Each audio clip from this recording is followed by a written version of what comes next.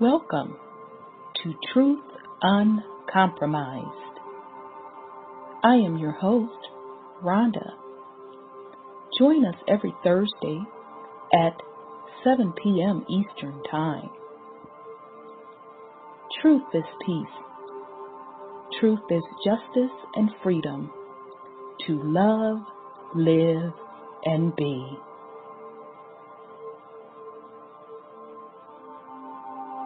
Music provided by sourcevibrations.com.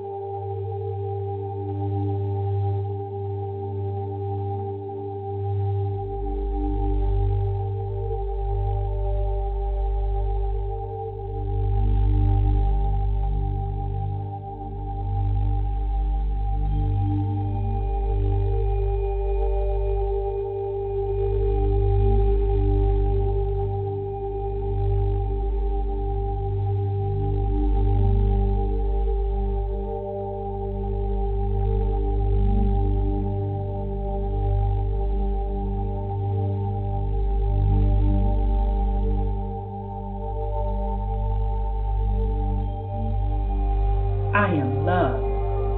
I am peace. I am free. I have abundance. I have everything within me. For I was, for I am, for I will always be. We are love. We are peace. We are free. We have abundance. We have everything within us. For we are, for we will always be. For Mother Earth is love. For Mother Earth has peace. For Mother Earth is free. For Mother Earth has abundance. For Mother Earth has everything within her. For she was, for she is, for she will always be. And so it is spoken. So it has been written, and it is done.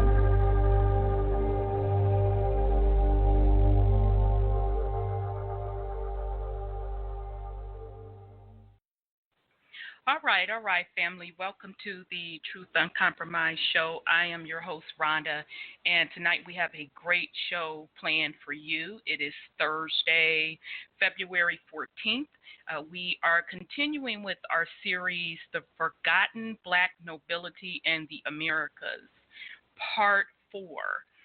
So if you joined us last week, we picked up where we discovered that as many as 400,000 Black Brits and Irishmen were imported over to the Americas.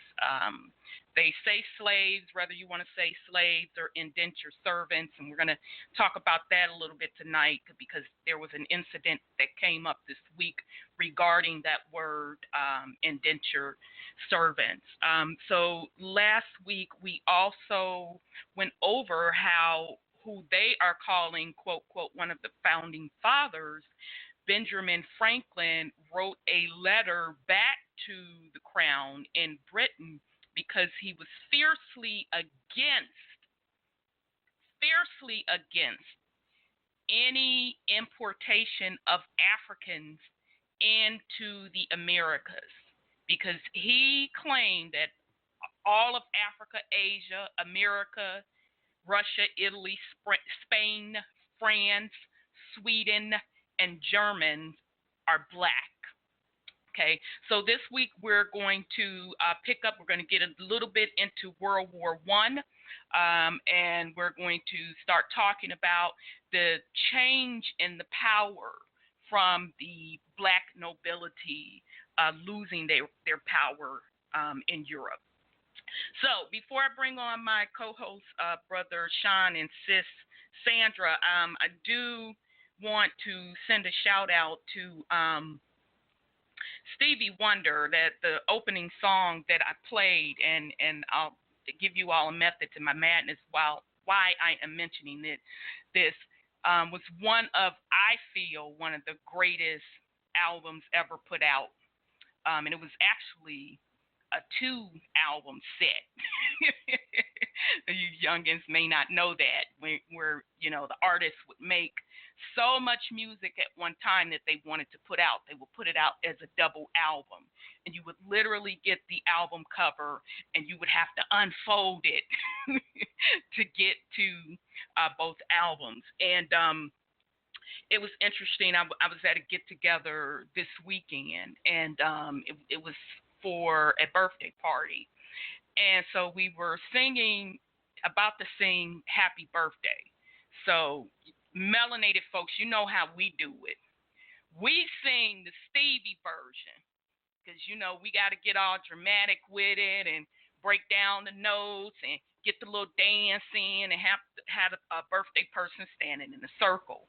So the DJ, a Caucasian woman, because we were at a venue, was trying to find the Stevie version. And so a young girl, melanated girl, because I kept telling the DJ, she said, "You want the regular Happy Birthday?" I said, "No, we want the Stevie Wonder version." So this young melanated girl said, "I don't think I know that." And I looked at her. I said, "What do you mean you don't know that?" And she's like, "I don't think I know that." So long story short, the DJ couldn't find it. So, of course, we all broke out and we sang it. Actually, she started out singing the Stevie Wonder version, the young lady, a cappella, and we all joined in. So afterwards, it was over with. And I walked up to her. I said, "Beloved, what you sang is the Stevie Wonder version." And she looked like, oh, and then I got to thinking, like, wow, that song is off of one of the greatest albums. It came out in 1976, and he has so many hits on that song. But that Happy Birthday song was his tribute to Dr. Martin Luther King to get him a holiday. So I was just, kind of taken back that she could not make the connection. She knew what the song was, but she could not make the connection to Stevie. I'm pretty sure she could not make the connection why he wrote the song, and I'm damn sure no, she couldn't make the connection to that epic album or double album that he put out. So, I'm just sending a shout out to all of us old heads. Just, make sure that we pass on these treasures to our babies, of the wonderful music and the legacy that was put out, because it was done for us. From my parents even to my grandparents. That's why I'm a lover of jazz. These things we pass down to our children. So let's not let these babies walk around and hear a Stevie Wonder song, Stevie Wonder, and not know that it's Stevie. So just wanted to get that out there and give a shout out to Brother Stevie. That is one of the baddest ass double albums put out. So peace and love to Brother Stevie. Okay, so let me bring on my co-host. Let me bring on Brother Sean. Peace and love, brother. How are you? Oh, make some power, sis. I'm well. Excuse me. Good. Hey, sis, Good. Remember they used to have the lyrics in the albums, too? Now you know I know. How you think we knew them words? Let me tell you something. Them album covers, and this is for, the younger generation that don't know. Let me tell you something, baby. Them album covers was the shit thing. First of all, the artwork on the album covers were just absolutely gorgeous. Then you were able to literally read the lyrics. It was just such a time for you to be able to pull out that vinyl record made with that carbon, which had a metaphysic significance within itself, and put that album on and put that needle on and hold that album cover and just go from song to song, and you had all the words in front of you, and albums told a story. You could literally put on an entire album and go through the whole album, and it told a story. So I know the music industry has changed drastically today, where artists, it's not really money making, from my understanding, for them to put out a complete album, because the way music is purchased, it's only purchased by one song, which is unfortunate, because a lot of the artistry is missing with the badass musicians. And I'm telling you, family, it was really, really a special time. So I really encourage the young people to go back and listen to the music. The 60s might be a little bit too much for you to listen to. You may not vibe with that, but I guarantee you those 70s, those 70s stuff, that's where my generation clipped a lot of the music was from the 70s, from the funk groove. All of the rappers were sampling from the 70s music. But if you would go back and listen to the 70s and those artists in their purest form, you would really, really be blown away. The vibration that the music had is just, it's breathtaking. Artists like Earth, Wind, and Fire, which, I am a huge, they're really, really one of my favorites. Number one, they are out of Chicago, but just the album covers is one of the biggest reasons I fell in love with them. And at the time, as a little girl, I didn't understand why. When I would pick up those album covers and I would see all of those symbols and all of those angles, and I just knew it was just something special about it. So I really, really encourage the family, the younger people, to go back, listen to that music, and if you have grandchildren or children, introduce them to the music so they can enter and understand the legacy. So yeah, Brother Sean, sorry about that. I didn't mean to go in. But yeah, absolutely. Too, that Motown era. Huh? The 60s too. I mean, that Motown era. Yeah, see, I didn't know if that would be a little bit called too old for them, but I mean, us. I'm sure they didn't see the Temptations movie by now. And That's true. I mean, just magical music. And I was fortunate because my parents are really big into music. They've always encouraged us. Any of the latest albums we pretty much had, and because I was a lover of music, I was never restricted for listening to their albums, because you know how black people are with their MFing albums. They just didn't let anybody touch their albums because they didn't want you stealing it or scratching their shit. But I was allowed to listen to some of the great music, and I would go back and listen to the 60s stuff.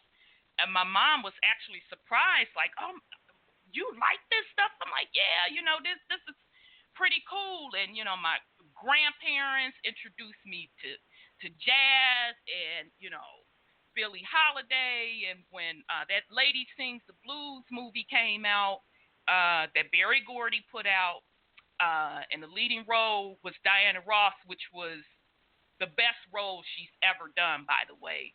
That's what gave me my love for Billie Holiday. So based on that movie, then I sought out Billie Holiday. And so my mom was like, well, I don't have that. Go ask your grandmother. My grandmother was like, what?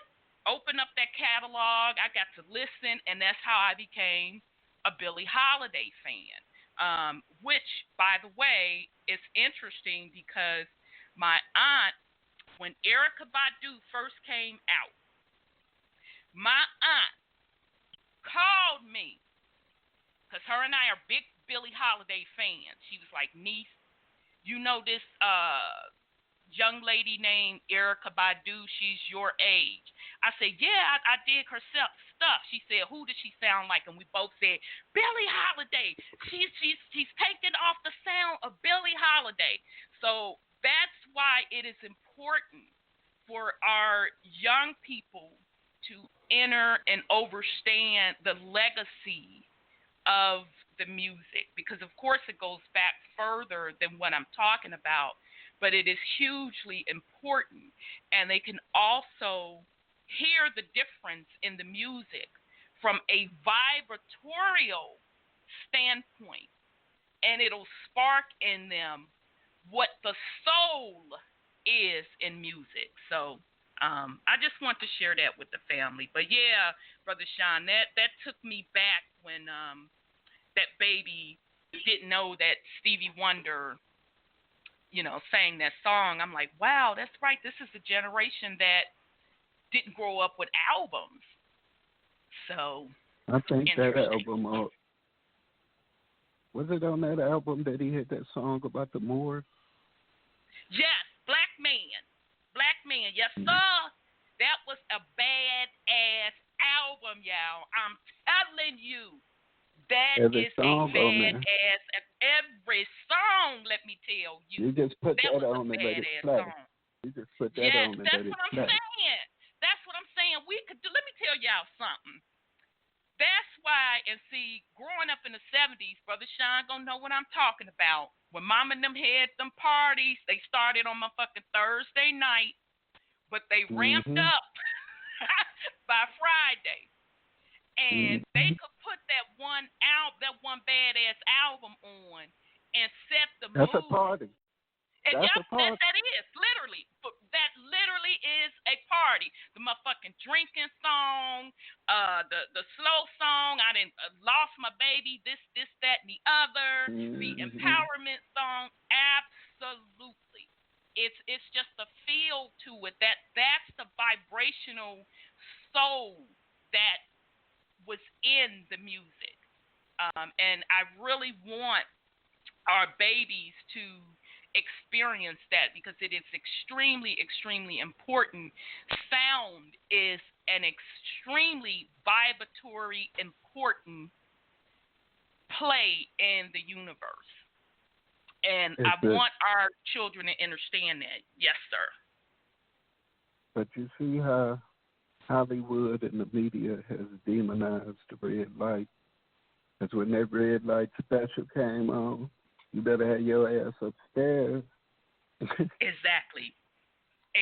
When that red light came on, plenty of babies was made to them red lights. It wasn't an evil going on. You better believe it. You better believe it. Absolutely. And just the love songs, and, it's interesting. And I know, sis, I'm bringing you on. To be honest, Brother Sean, I don't even know if people are getting it on to the music today. I don't know how no babies are born, because where is the sexiness, the wooing? It don't take much to tell me what part of my parts you want, and so what? So just the romanticizing about it. So I truly, truly encourage the young children to get into some of the older music. You will truly, truly go on a ride, a really, really wonderful ride at that. So. But see, you already know they're being programmed with this music. That's why they so disrespectful. Don't know nothing about intimacy or love. Is suck this, eat that like groceries. I mean, right.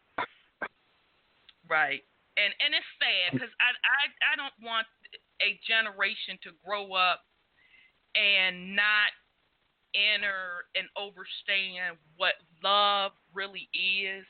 You know what I'm saying? When you truly love someone, when y'all don't have shit together, that's the motherfucking love I'm talking about. Right. You ain't got shit, I ain't got shit, but we ain't got shit together.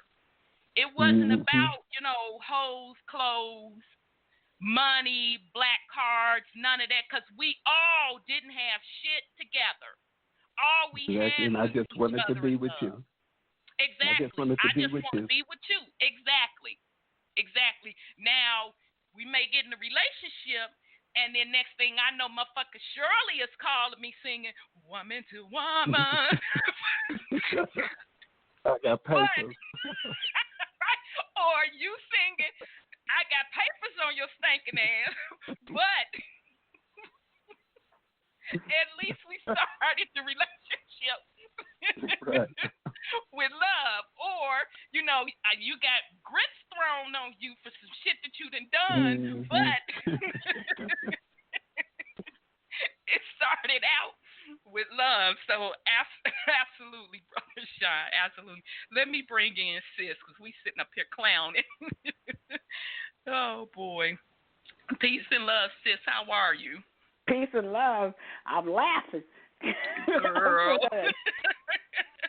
So funny. I mean to tell you. Some power, sis. Wholeness and power to you and you, sis, and the family. Man, those were the days. I was wondering where I got my attitude. Is nothing but love, honey. That's all we're looking for. We're not looking for the books.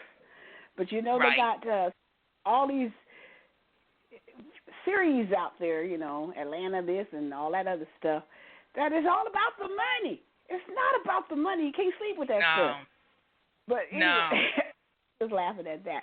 And Steve Harvey was interviewing Shaka Khan the other day. Mm-hmm. And he said, Chicago went, by the way, but go ahead. Yep. He said, what can you say about these singers nowadays? She said, they can't sing. I had to crack up. I started laughing because they just sing off tune, but it's really for a reason they do that. Absolutely. Like you said, mind control, and it changes the natural frequency of music. So that's all they choose is the ones that can control with the songs. A lot of these kids don't even know they're doing stuff until somebody pick them up and say, you just killed this person over here. Because they don't even know they're there. Right. So anyway, I 1,000% agree. Absolutely, sis. And that's why, as the elders, it's our responsibility to school these children regarding music, because, I would have never known such great music in the past had, my parents not been playing it. You know what I'm saying?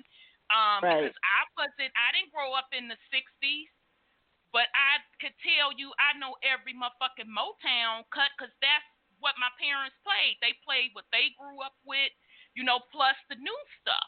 But, right. now a lot of, my generation, the Generation Xers, the babies in the back bouncing. Okay, you got the 20-year-olds bouncing, with they motherfucking blunt. You got the baby in the car seat bouncing in the back with they motherfucking bottle. And then you got the old-ass Generation Xer bouncing. I'm like, okay. And it's just a time and a place for everything. And I'm not saying that the Gen X can't bounce and get down, but you have to balance it out. Teach your babies, what great music is, or where that bounce sound, came from, because they're really, truly missing out on some wonderful, wonderful music. Yeah, the purpose of it. And the purpose of it, absolutely. Since you brought up Steve Harvey, did you see the interview with him and Monique? No. Yeah, child, yeah. That nigga basically admitted that you got to be step and fetch. A skinning and grinning nigga in Yeah. order to make it. He say, I'm looking out for my children and grandchildren and great grandchildren. He told her, you got to pick the time to pick your fight. You got to pick the right time. He said, you know Right. what the game is. She looked at him like she could knock his head off. Like you spell out ass nigga. Like yeah. I thought you had my back. Nigga, you supposed to be from the hood in Cleveland. Right. You Oh, yeah, that's right. That's your bitch. stomping ground. Yep. Yeah, this nigga grew up on the 111th. 111th don't really grow bitch niggas. Well, but that's we... the biggest bitch nigga to be growed up off of 111th. And we see why. Money. Yeah, right. Money. He sold his soul. He admitted it. He sold his soul for his children and grandchildren to have. Now, I mean, if that ain't a more. Well.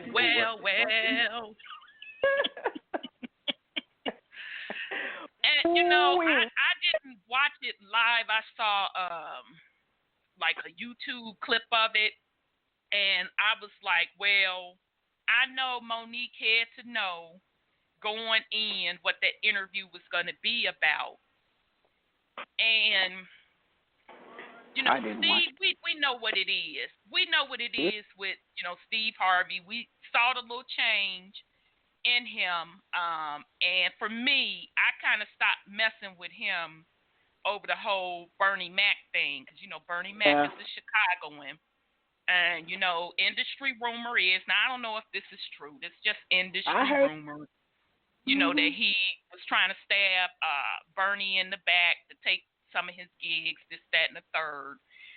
So I was kind of done with him then. And then kind of some of his business practices, the way he did his ex-wife and, you know, and just the whole scamming melanated women on, you know, how to get a motherfucking man in 17 days and the 83rd rule, but you've been married 17 times and you've treated your ex like shit, but you pimping melanated women for a book, and then now you all of a sudden up in the church. So I've been done with him a long time ago, and so Monique had to have known going into that interview what it was. And, you know, my only issue with her is, it is what it is, sis. I mean, to me, her asking folks to boycott Netflix, I thought was, it just didn't wash well with me. Because it was a business deal issue between her and Netflix, not necessarily a race issue. Now, as far as her beef with, you know, Oprah and Tyler Perry and Lee Daniels, I totally enter and understand her on that point. But going on Steve's show, I just think it was a big publicity thing, but I was really shocked for Steve to pretty much admit it, that he's a step and fetch. But, you know, if that's the legacy you want to leave, brother, so be it. You know, that's the legacy you want to leave, so be it. And if you're okay with that and your babies are okay with that, and that's the image that you want to project to your babies, so be it. But, you know, that whole entertainment industry, period, as melanated people, we make that industry. But because folks do not know thyself, they put up with anything. And so they get themselves in those situations and in those particular contracts and in those spiritual contracts and agreements that pretty much gives away their integrity. And I do have to give it up for Monique for calling him out on that. Now, she clearly called him out on that. And, I mean, it's just really sad. It's all around sad. It really is. So, I mean, I don't know. It's disgusting. It's disgusting to have witnessed something like that. And I hope, once again, that our young people, that you see it for what it is from an industry standard, and just enter and understand that when you are going to someone to do something for you, what price are you willing to pay for them to do, quote, quote, something for you when you have all of the talent? Because it's deeper than you taking fiat or you getting that airtime or that notoriety or that fame. What we're really talking about, and what they're not going to tell you until you are deep in it and you want to go to that next level, you're dealing with soul contracts at that point. So what price do you put on your soul? And in most cases, your children's soul, because that's how high of a price that they put on your particular soul. They not only want your soul, they want the next generation's soul at that. That's deep to me. That's deep, and ain't nothing that they have is worth that. That's giving away the essence of you. So yeah, that kind of really disgusted me. It broke my heart to see a melanated man on syndicated television around the world say that he betrayed his integrity for some trinkets. Now, everybody has a price, they say. You know? Well, that's what they say, but not everybody do. Hey, sis. But that takes me to that so-called military exercise in L.A. Now, all that's taking place during the same week that the award shows are taking place. And usually there's some type of sacrifice before, during, and after those events. They hit 2 different locations that they actually got footage of. One is some so-called Guatemala place, some Guatemala, supposed to be having something to do with kids, but it was actually closed down. And the owner is some big lawyer just linked to the Clinton Foundation. And they showed them extracting something out of that building. The building was scheduled for demolition. They saying they believe it was some type of biological bomb. Because they breached the building, they blew the windows out, everything. And at the same time, they hit the producer's guild building. And it looked like they brought some people out. It wouldn't surprise me, brother. Looked like they carried some bodies out. And they also had some footage of them chasing some people on the street. Because they had the whole area locked down. Highways, roads, everything cut off. And that also ties into the Chase Bank thing. Because remember, they said it was a branch in L.A. where there was smoke and they shut everything down. Right. Well, I mean, who's to say they wasn't cutting off their money to make sure they wasn't able to make no transactions? Possibly. The bank holiday stuff. But it shut down Chase banks worldwide, at least all throughout the United States. And nobody makes no transactions. Right. Nothing surprises me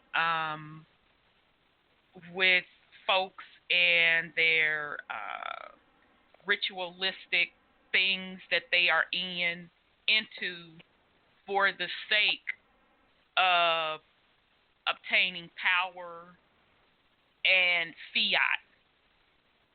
But in the grand scheme of things, we know that there's levels to that game, because the people that are pulling the strings, they can give a damn about money.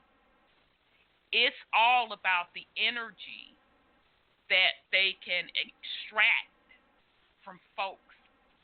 And, that's why it is very important for us to enter and understand that the most precious commodity is your soul, is your energy. And all of the fuckery that takes place on Mother Earth is folks that cannot generate their own energy, or refuse to generate their own energy, or they just do not have enough energy.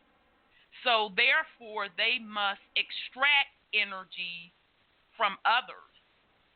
So they use all of these particular tactics with the money, with the false flags, with the racial divide, just for the sole purpose of extracting energy and to keep the vibration at a certain state so they can survive. So none of that surprises me. None of it. It's weaponized. Yes. Now, what people have to realize, it's the entertainment industry. It's industrial. It's part of the industrial complex. Yes, it is. It's part of the system as it's structured now. And you're actually being used as a weapon, not only against your people, but against Mama Earth. That's right. You got that talent to heal the planet, to heal the world. That's right. And you worried about money, shaking your ass, right, drugs, and all the stupid stuff, instead of using that gift to heal. That's right. To spread love, to resonate at a higher frequency. That's right. That's part of the system. So, I brought that whole thing up to say that that's being targeted because it's linked into that pedophilia, human trafficking, and all that stuff. The whole thing with R. Kelly was just a microcosm of the macrocosm. Yes. The only way that our people could begin to see what's really going on was to see it with one of ours. And hopefully that opened your eyes up to see the bigger picture. Just like plenty of our people said, he being the scapegoat, just that or the other. Okay, but what's the bigger picture then? And what's the answer? It's not a matter of making up excuses for him. It's a matter that he had a system in which he can do that in. That's the problem. That he had an avenue in which he could do that. And be successful. Exactly. It's the system. Until my contract was up. Totally agree. Sis, and what you say until the contract is up. Absolutely. Until my contract is up. Then you totally agree. You're like, what's his name? You mentioned his name, Steve Harvey and Barney Mack. They said they turned off his chip. So his contract was up because they said he was talking. You can't talk about that kind of stuff. So their system is falling because of things that are happening on the planet, and they don't have a chance to build it back up. Even their system is going, the satanic ritual people, and they're at a loss because their kingdom is limited. Right. But they tell everybody that it's infinite, but it's not. And for those who sell their souls, as Brother Sean was saying, for that dollar is no good in the first place. It's not. It's not. So it's really sad. It's really sad that they think that's more important. Yeah, it's very sad. So, you know, the good thing about all of it, we're coming full circle where all of these things are being revealed. So it is up to the eye of the beholder. Either they're going to see it or they're not going to see it. The choice is yours, but make no mistake about it that the lower vibrational entities have been doing what they're doing with keeping the vibration low and drawing off of energy for thousands and thousands of years. And, you know, they repeat the cycles. So all they're trying to do is repeat the same fucked up low vibratory cycle, and they use technology as one of the weapons to issue in a new cycle. And that's not saying that technology is bad by any means. What I am saying is it is used as like a shiny trinket to get the a populace mesmerized by it so they can keep the spell going for the same fuckery and energy extraction. Now, I was watching my show. Y'all know I love me some Twilight Zone.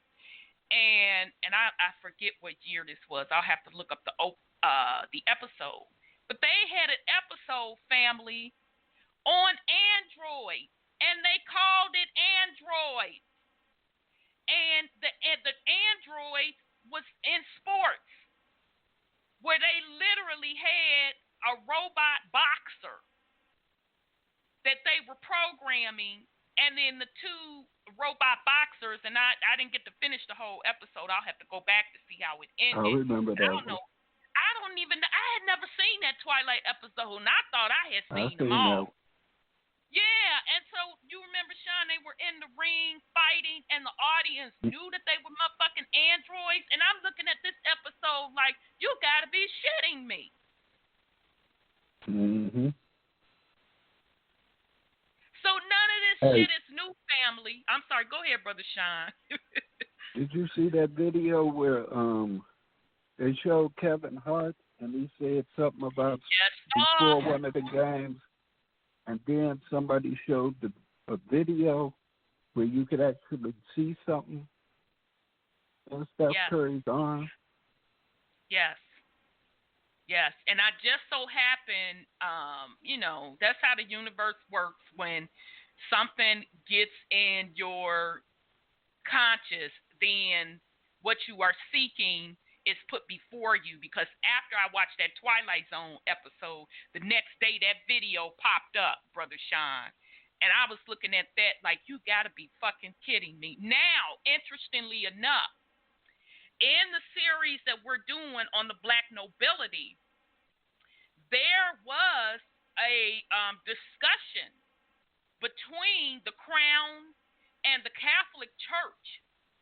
They were battling it out on when the population could look at sports, because King James and them didn't want folks looking at sports or going to sporting events or participating in sporting events on the Sabbath. Okay, because remember, they're of that Jew, Hebrew, Israel Israel lineage. And of course, they wanted sports to be done on a Sunday. Well, the Papists wanted the sports to be done on a Saturday. So they were going back and forth with them on that. And then the Queen, and I have to go back to my notes, and I'll give you all the exact page in the book where they were going back and forth on that. She issued an order that sports take place on a Sunday, because she reversed out what the Papists had put into place on Saturday. So I'm saying all that to say, to show you how deep this shit runs and how it is interconnected. Because to this day, football, the major football event, is still on Sunday.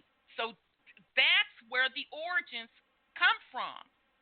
It was from back then when the crown and the the Papists were fighting for power in order to control the populace. So that's how deep this shit is. None of these things that they are doing, it's not new. It's not new. They just remix it. That's all. It's just remixed. Just like the players that are involved with coming up with these plans and all of that, they're not new to the game. Okay? And a lot of them just keep switching into a new suit skin because they're not immortal. Okay? But you, as an infinite soul, you keep cycling back into this particular realm. Now, whether or not you're cycling back into the realm because you haven't learned what you needed to learn as a soul, or you are voluntarily coming back for whatever purpose, whatever thing you want to fulfill, or you're just so drawn to this particular physical body that you keep cycling back into these different ages. But it's not new. None of it is new, family. It's the same script being played over and over again. The only difference is when you hit the higher vibrational ages, that is your opportunity to switch the game up. Although you can still navigate within a low vibrational realm to make it work for you. But really, when the realm switches to a higher vibratorial state, that's when the game really, really switches up. Now, anybody that knows mythology should know that they talk about that these lower vibrational entities were locked up for certain amount of time before, or they only had a certain amount of time to rule before the destruction would come. Okay, so in my view, that destruction is when the state of the planetary vibratorial rate rises so high that they cannot operate.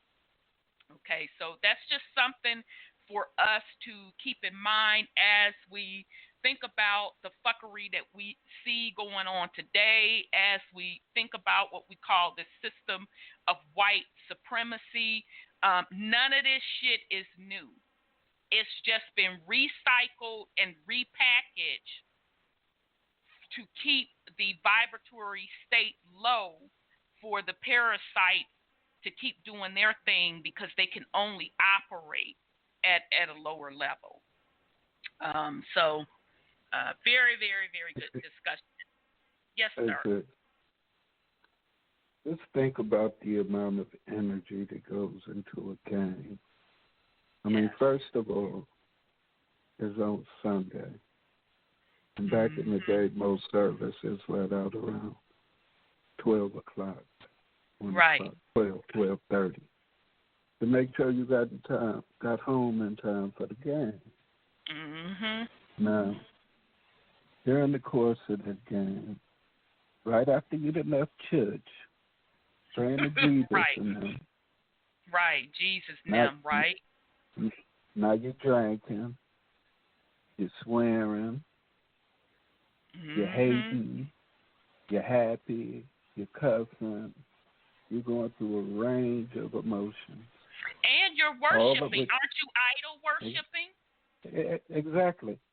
Oh, my God. I mean, you can't get out of the game. Jesus Christ. Right.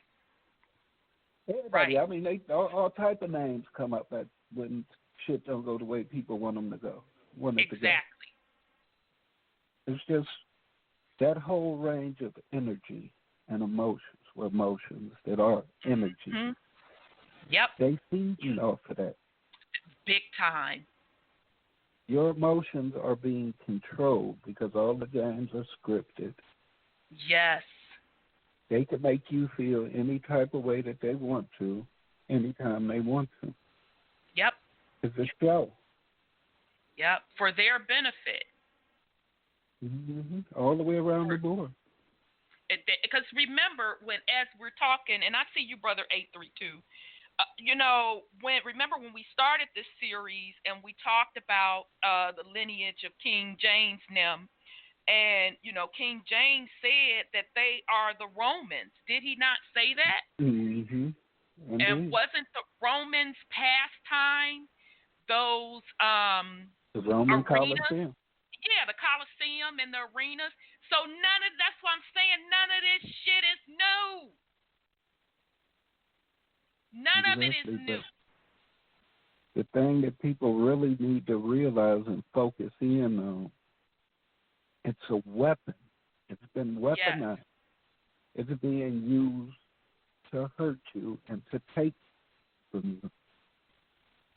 And regardless of how much enjoyment you say that you get from it, more is being taken from you. Yes. Yes. Yes. And that's across the board, family. I think about just the entertainment industry in general and how people idolize these folks that's in the entertainment industry and not realizing you are getting your energy siphoned from you. That's the whole purpose of it. That's really the whole entire purpose of it. And folks see, the connection is so deep, family. They call them stars because in that entertainment industry that is Luciferian, Lucy, that's a whole different topic. We talked about it before. I'm not going to elaborate on it. But Lucy, Lucifer, the fallen ones. So that's what even the whole idea of stars are about. Okay? It's all tied into metaphysical science. There is a science behind what is being done. Okay? When you are really the stars, you are really the energy that is captured within our universe, above the ethers, and throughout multiverses. You are really the star. You are really the glue. Keep this together. The Luciferians are only fallen ones that are trapped here with a sentence that they can't get out. But it's the opposite for you. Okay? So that's why they have to cipher off of your energy. That's how really deep this stuff goes. Okay, so you as a God, divine, infinite being in your own right should know who you are, and you should worship nothing outside of self. Nothing outside of self. I would rather see people worship nature and Mother Earth than something fictional and an illusion as a falling star or stars or money. It's all an illusion to keep you trapped in a matrix. So, very, very good point, Brother Sean. Let me bring on Brother 832 and then remind me, sis and Brother Sean, I do want to talk about that word indentured servitude, because that's going to also bring us into tonight's topic. So here we go. Brother 832, your line is open. Rhonda! Hey, brother. Hey, bro. Sisters from other misters. Feathers up. Feathers up, brother. Parasites and psychic vampires down. Indeed. Sean, my brother from another mother on Mount Olympus, throwing thunderbolts down tonight. You know, I want to focus. Thank you, sir. I want to focus my commentary on blackface and minstrelsy. And so, if you want to take that baton or segue on to what you want to say, my sister, feel free. But the whole notion of blackface, okay, what is its conceptual need? Why must the so-called Caucasian dress up, whether mockingly or not, right, with the exaggeration of melanin, the over-exaggeration of lips, the way in which they, in the same breath, now this is what's amazing about an industry that is made off silicon and plastic, to do what? You know, they even have pecs now for men, and calf implants, and butt implants. Oh. Okay? Oh, I knew. Now, so the face is being perpetuated for what symbology? You know, it's very intriguing to me. I asked a friend about this just the other day.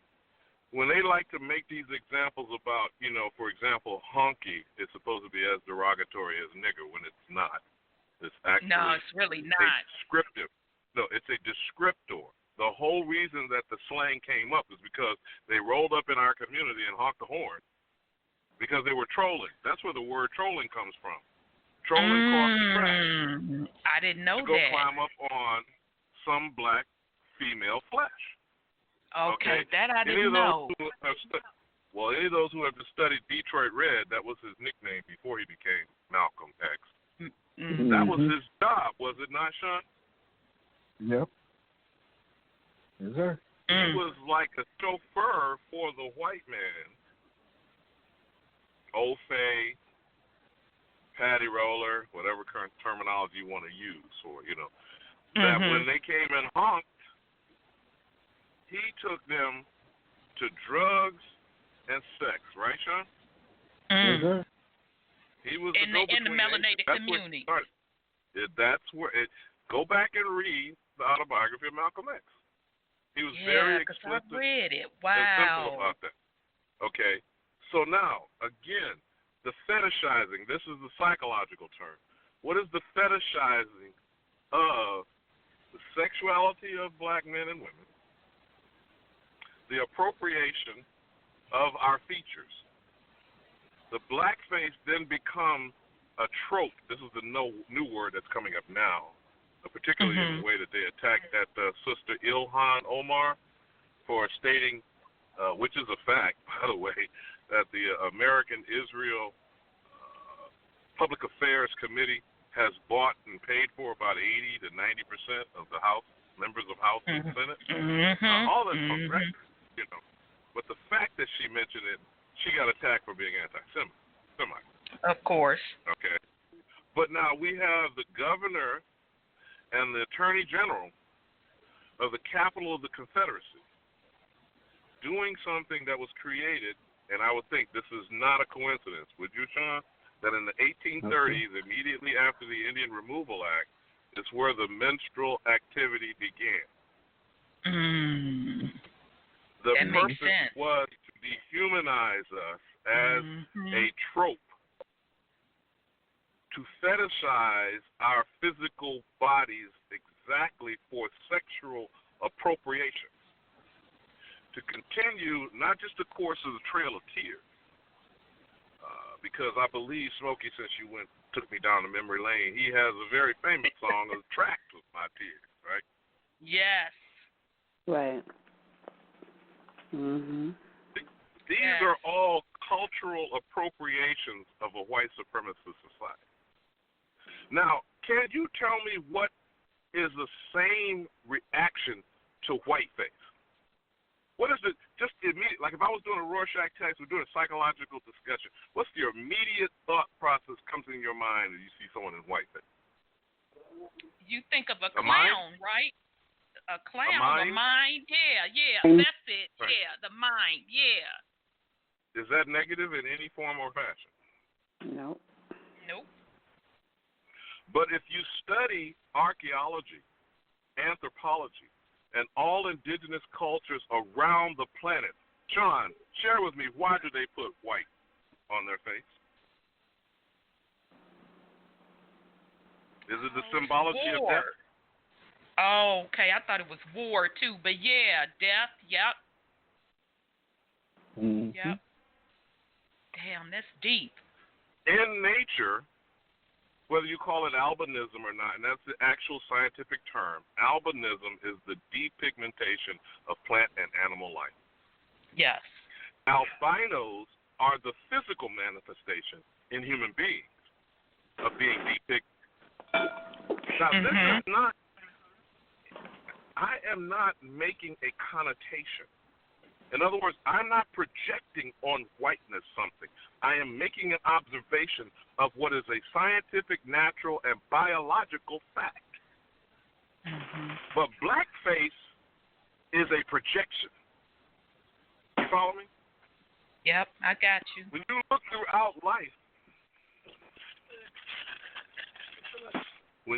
throughout life, all natural, all existence is of a dark substance. Yes. The most fertile soil is referred to as loam, L-O-A-M. It is the black topsoil that is required for any plant life to spawn from seed to germination to sprout. Indeed. Now, melanin, we already know, is the precursor of all life, not just human life.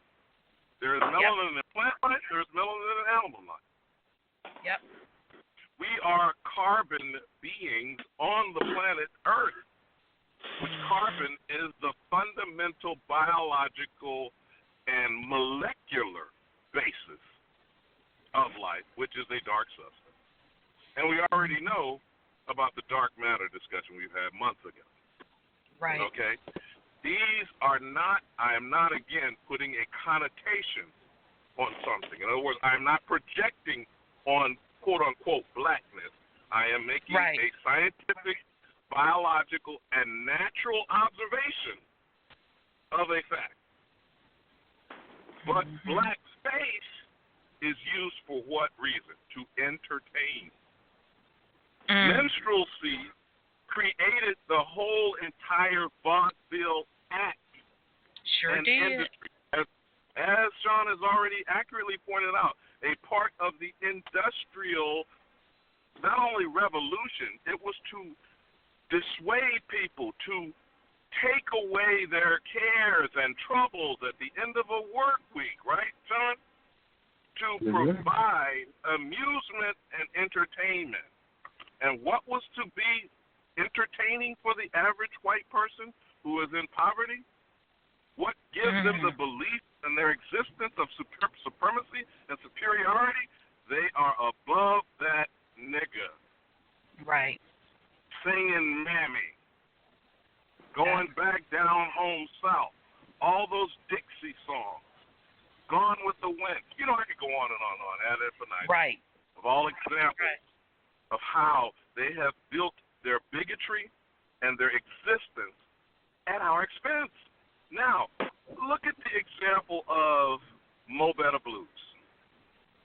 You remember that famous scene where Giant and Brother Denzel went upstairs appealing to the Jewish managers who make not one note of music, right, who create not 1 ounce of creativity, Clive Davis, who create nothing in beauty or in music. You know exactly where I'm going with this one. I know where you're going.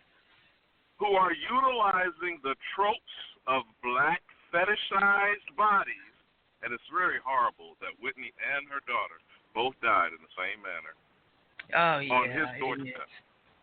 On Clive Davis's doorstep. Now, I don't need to spend time so-called bashing the Ashkenazi Zionist Jew. Their tale will be told. They will be exposed. The money they made off of taking vaudeville from New York to go west, young man. Where did they land, Sean? What did they build when they went west? Hollywood? You already know. Tell it, brother. What is the number one? Do you know what the number one export of America is, Ron? I'm afraid to ask. Movies and music. Makes sense. Image making. Yep. America today, at the pinnacle of the Industrial Revolution and making warfare, because that's basically what it was, industrializing the world after World War II, what do we make today as a society?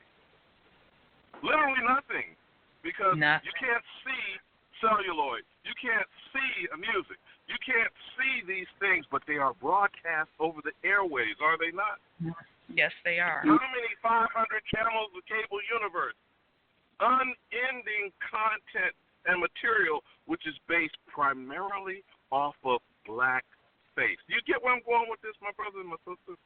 Yes, I do. Yes, sir.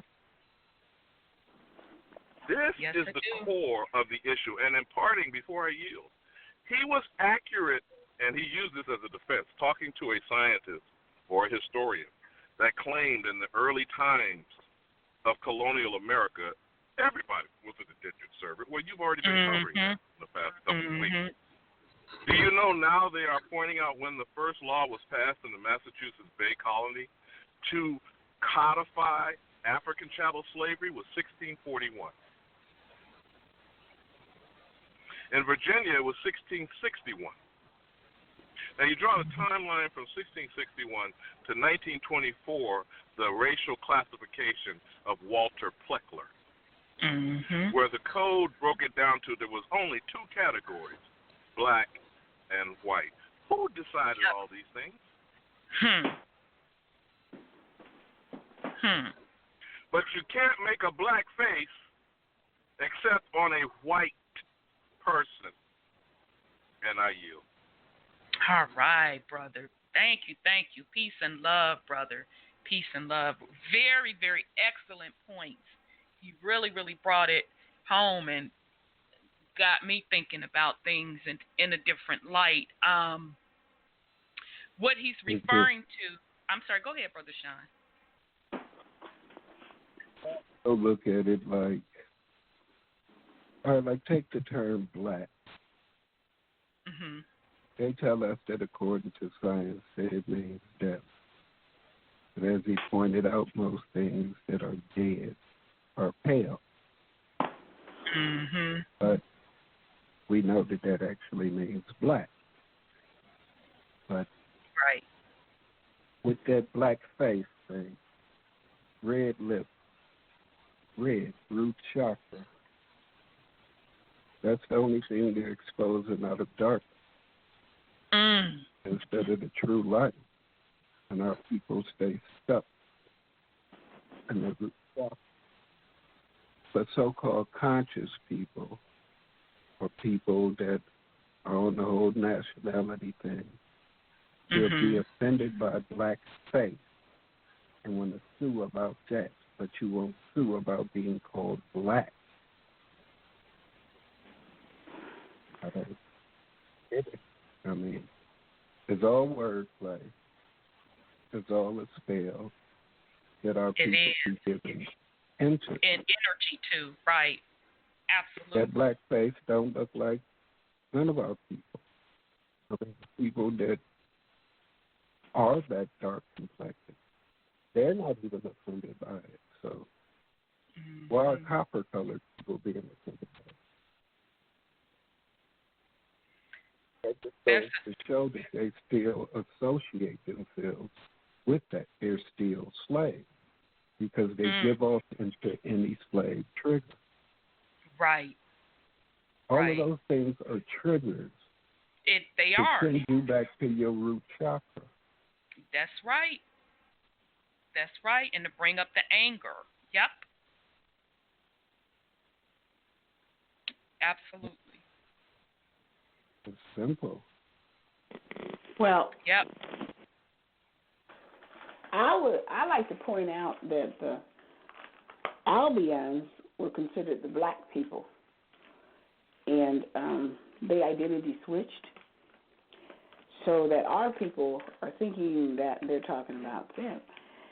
And for them to have a black face, to me, seems to me, and I know what the racist connotations is, they want to be us.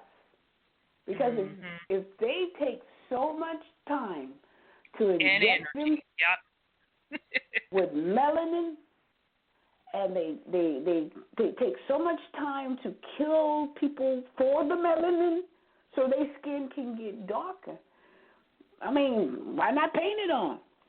And this governor that you're going to talk about, indentured servants, well, he just slipped up and told the story. He did. And girl, you know I was sitting up when he said that, but go ahead, sis.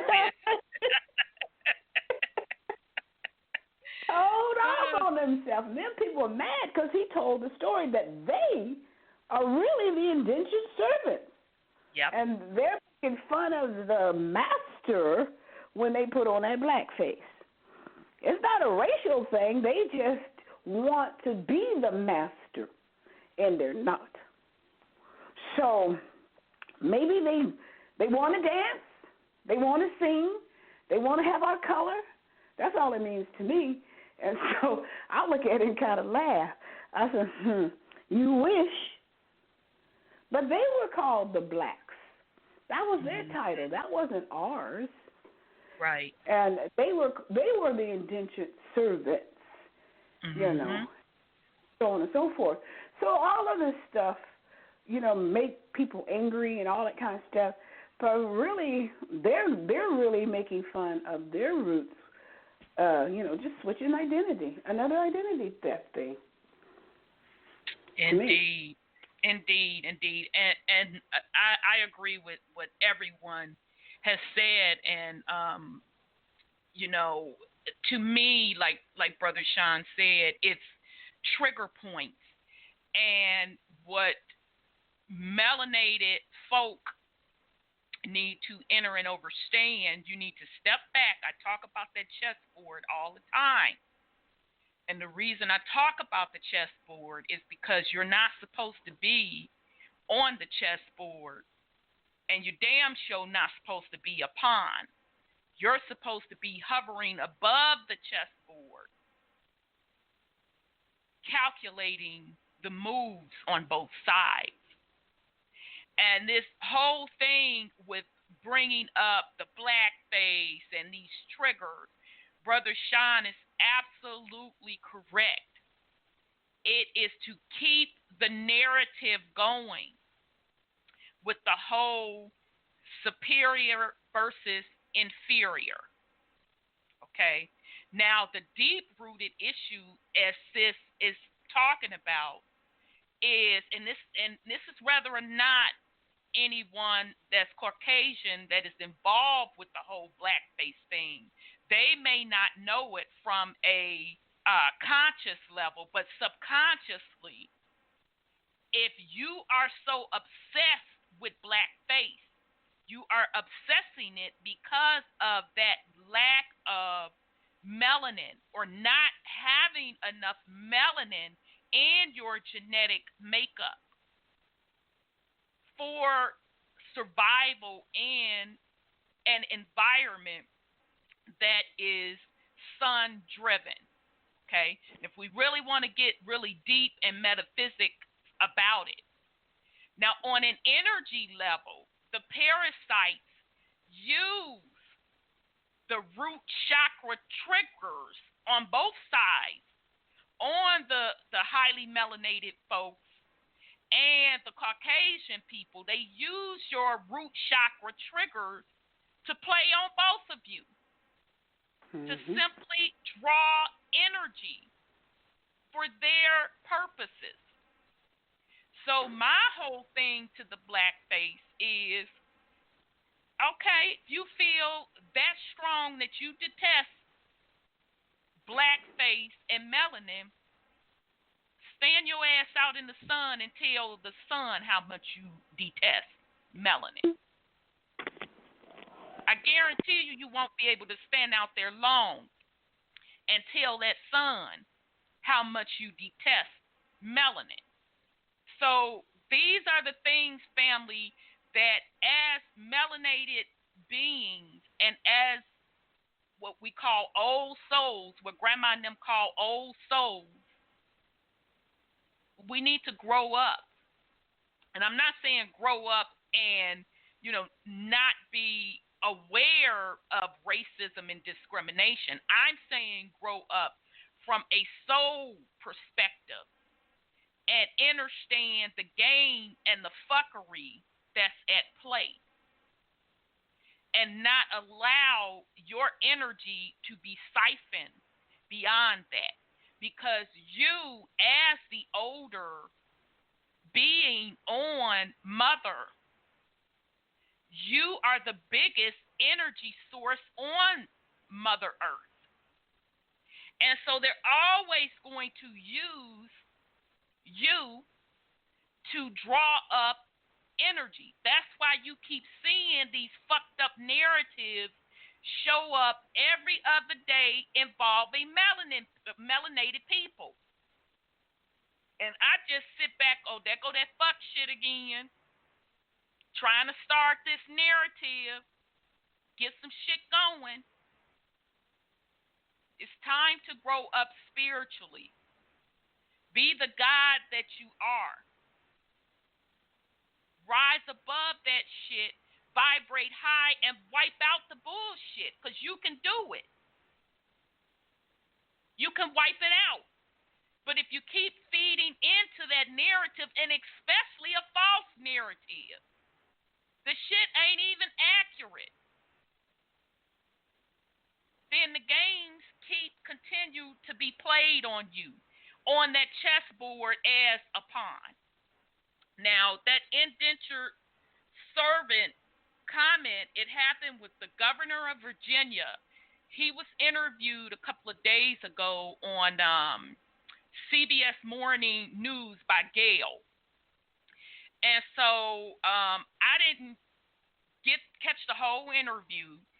I literally came in on the part where she said folks were offended that he was calling slavery indentured servitude versus slavery.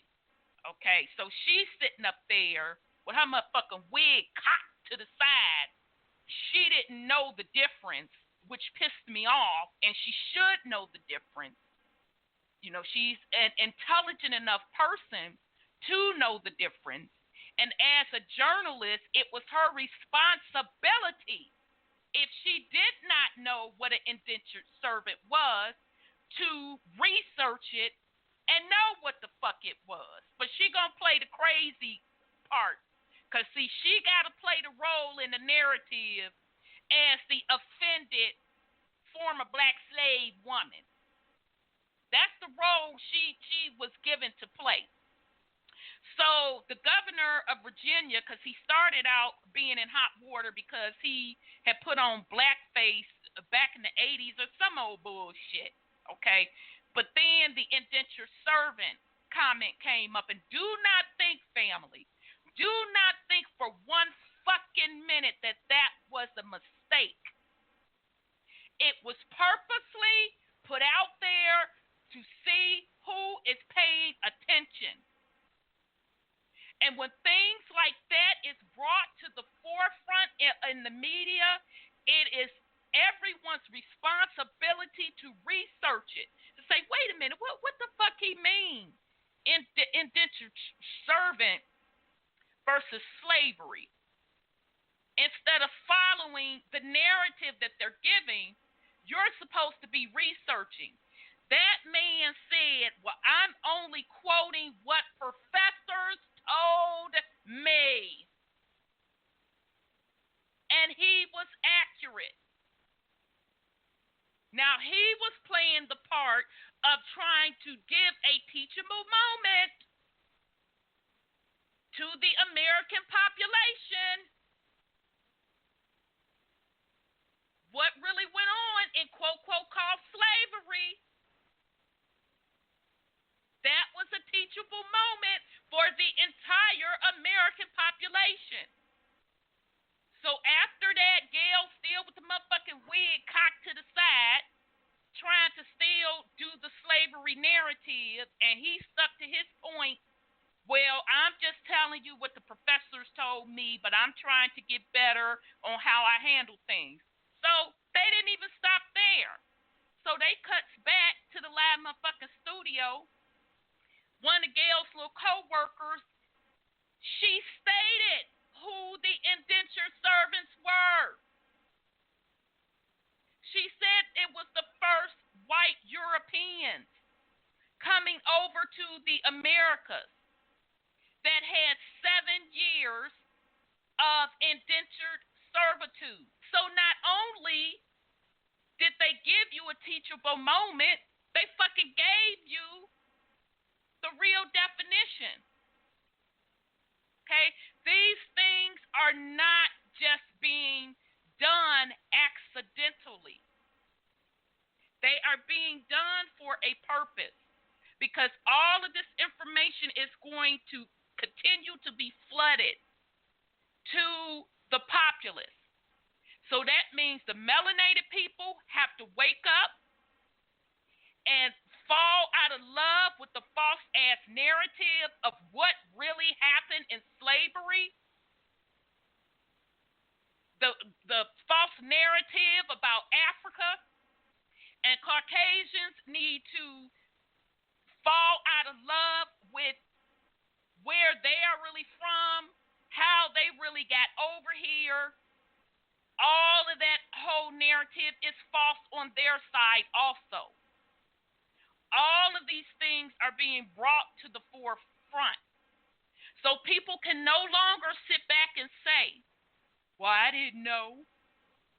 No, you choose not to know, because you want to hold on to the old script that is no longer even valid. So the choice is yours, people. Take the information, research it, look at the truth for what it is, or keep playing the same script. But I'm telling you now, at the end of the day, the frequency and Mother Earth has moved on from the bullshit. You know, sometimes our people just want a pity party, and they want to be the part of the pity, instead of the people that should take responsibility in their role of staying down on the bad level. We don't have to die because somebody told us to die. We don't have to get old because they said you're getting old.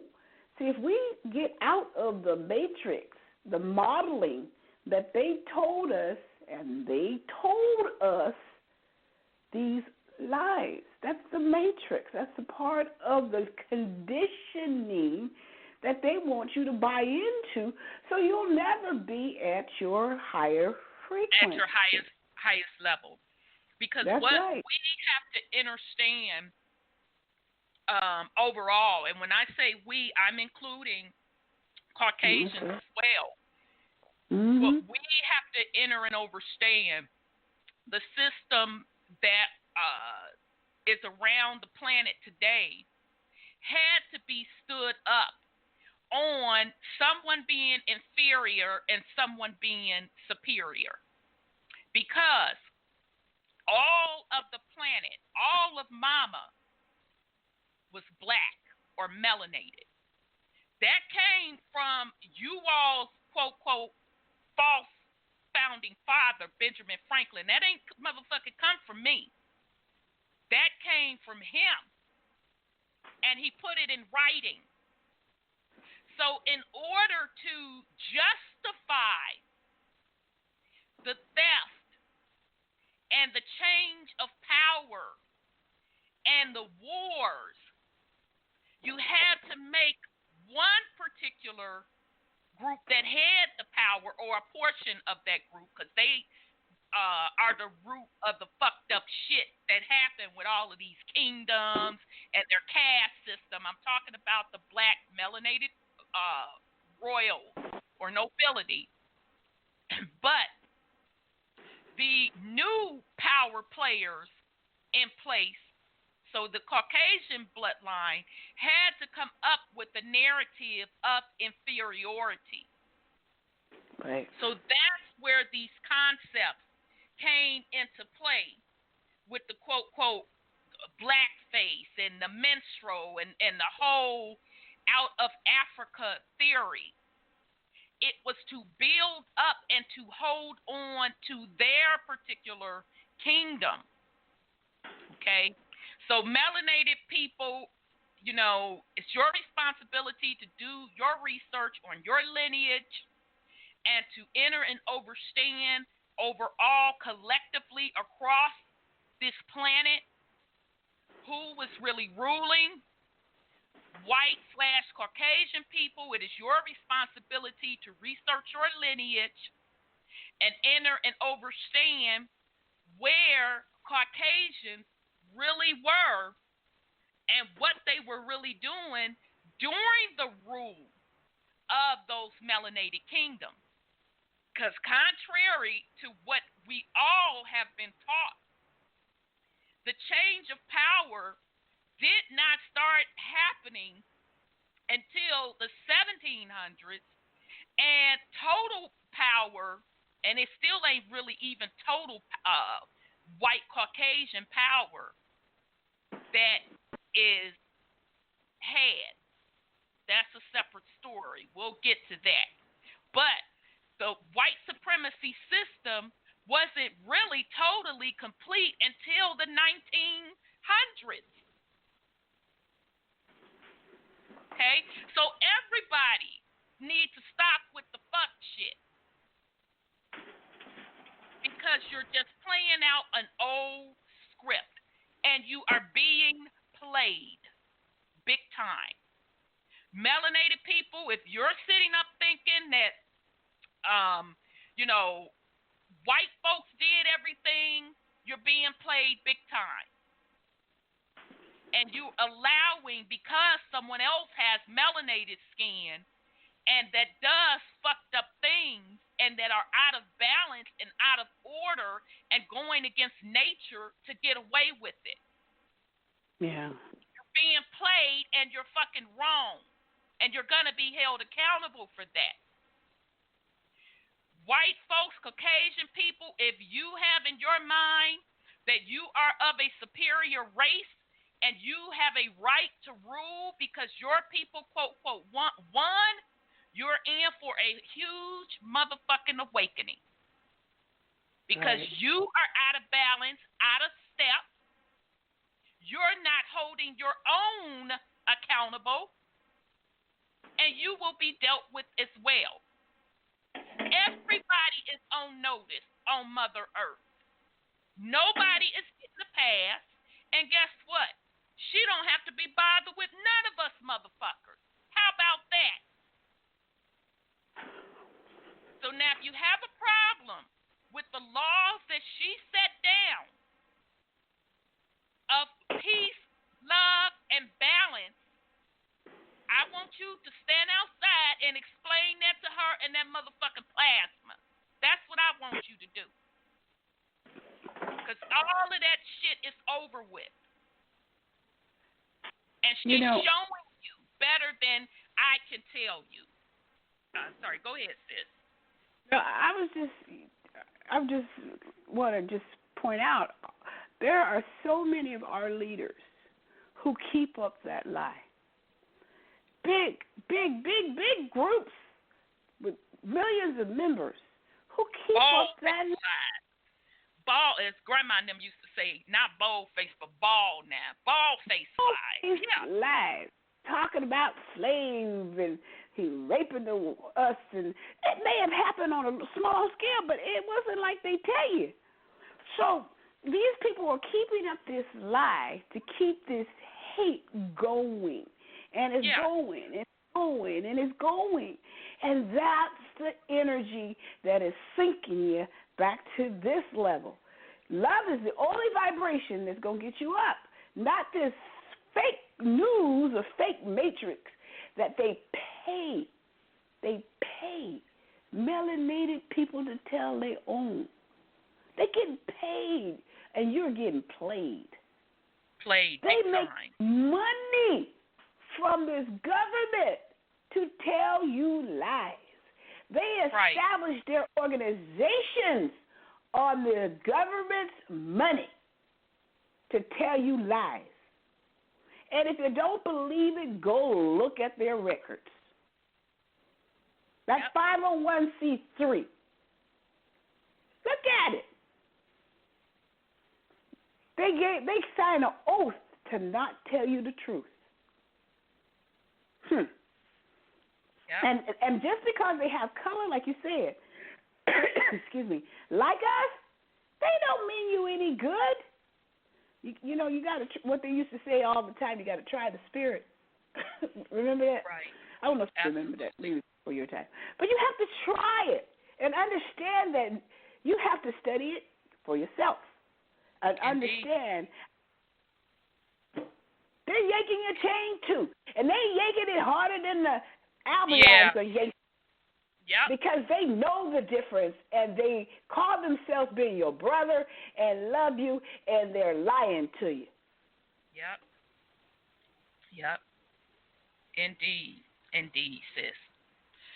Okay, family, so we're going to pick back up. We left off where we were getting into, we were talking about the Berlin Conference, okay? So just as a point of reference, we got a lot of stuff to go over tonight, y'all. It's finna get real good, okay? So as you can see, we're building up, going from the 1600s, 1700s, 1800s into 1900s, the world wars. So just as a reference, this is from the Negro Question, Part 4, The Missing Link, and this is by author Lee Cummings. I highly recommend this book. You can get it on Amazon. It's very, very affordable, very, very easy read. And then we're also using as a major reference for this series his other book, The Negro Question Part 6, The 13 Black Colonies. Okay, so now I'm in The Negro Question Part 4, The Missing Link. I'm on page 57. We're going to get up into this Berlin Conference. So, it says, to further the English Manifest Destiny program, a meeting was convened in Berlin 1884/1885 called the Berlin Conference, in which 14 English white nations attended for the purpose of dividing and colonizing Africa. Okay, so now take note of those dates. 1884 to 1885. Okay, so that kind of really puts in question this whole out of Africa slavery narrative. If they're just meeting in the late 1800s, to carve out and colonize Africa. Okay, so how can millions and millions of Africans been kidnapped and brought over to the Americas? So here we go. Proof of this lies in the original Declaration of Independence penned by John Locke, where he states, every man has the right to life, liberty, and property. It was reworded by Thomas Jefferson to say life, liberty, and the pursuit of happiness. Land was the English plan from the very beginning. What you will find interesting is that according to Benjamin Franklin's essay in 1751, the bulk of these nations were black prior to the Berlin Conference. Okay, and so the name of that particular essay is America as a Land of Opportunity, and that was by Ben Franklin in 1751. And so the subject of that memo literally was why increase the sons of Africa in America. So not only are we're finding out that they had a conference in the late 1800s to colonize Africa, we find that one of the founding fathers, and I put that in quotation marks because you can't find some shit that's already here. Ben Franklin didn't even want any parts of Africans coming over into the Americas because he said all Africa is tawny, black. Asia chiefly tawny, black. America exclusive of the newcomers, wholly so. In Europe, the Spaniards, French, Italian, Russians, and Swedes are generally what we call a swarthy, black complexion. So are the Germans also. Okay, so that's huge, family. When we talk about the Germans and the Russians being quote, quote, black, that is really, really huge. And I'm going to, in a couple of minutes, share a video with the family where this one particular Caucasian guy is going to talk about the black nobility bloodline. Okay, so here we go. I'm still on chapter 5. So the nations, again, that Franklin said were black were Spain, France, Italian, Russian, Swedes, Germany, and America. All right, so here are the nations that were at the Berlin Conference in 1884. France, Britain and Ireland, Scotland, UK, Germany, Portugal, Italy, Netherlands, Spain, Sweden, Norway, Russia, and Ottoman Turk. Okay? And so the author, as he's naming these different nations, he's showing you how now those nations are considered Caucasian. Okay? So France, white, Britain, Ireland, white, Scotland, UK, white, Germany. He's saying how in 1884 they were white. Okay, so Germany, he put a question mark. So he wasn't sure if Germany had been taken over by the Caucasian race. Portugal, white. Italy, he wasn't sure of either. Netherlands, white. Spain, white. Sweden, white. Norway, white. Russia, he wasn't sure. And Ottoman Turks. So he said, when I saw the nations that appeared at the Berlin Conference, I was shocked because I read Benjamin Franklin's essay in 1751, America as the Land of Opportunity. He specifically lists the nations in Europe that were black, so I supplied you with a spreadsheet that has the 2 columns, the far right that lists the white nations that were present at the Berlin Conference. As you can see that by 1884, the black nations of Europe have become white.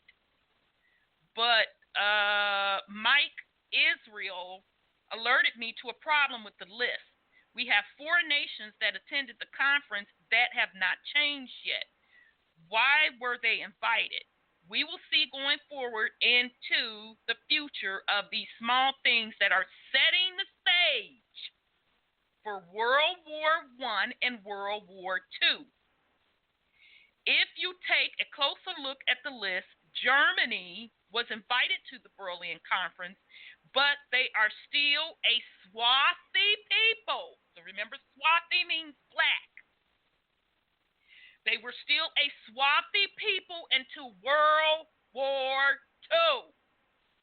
Think about who was the quote-quote enemy in World War II.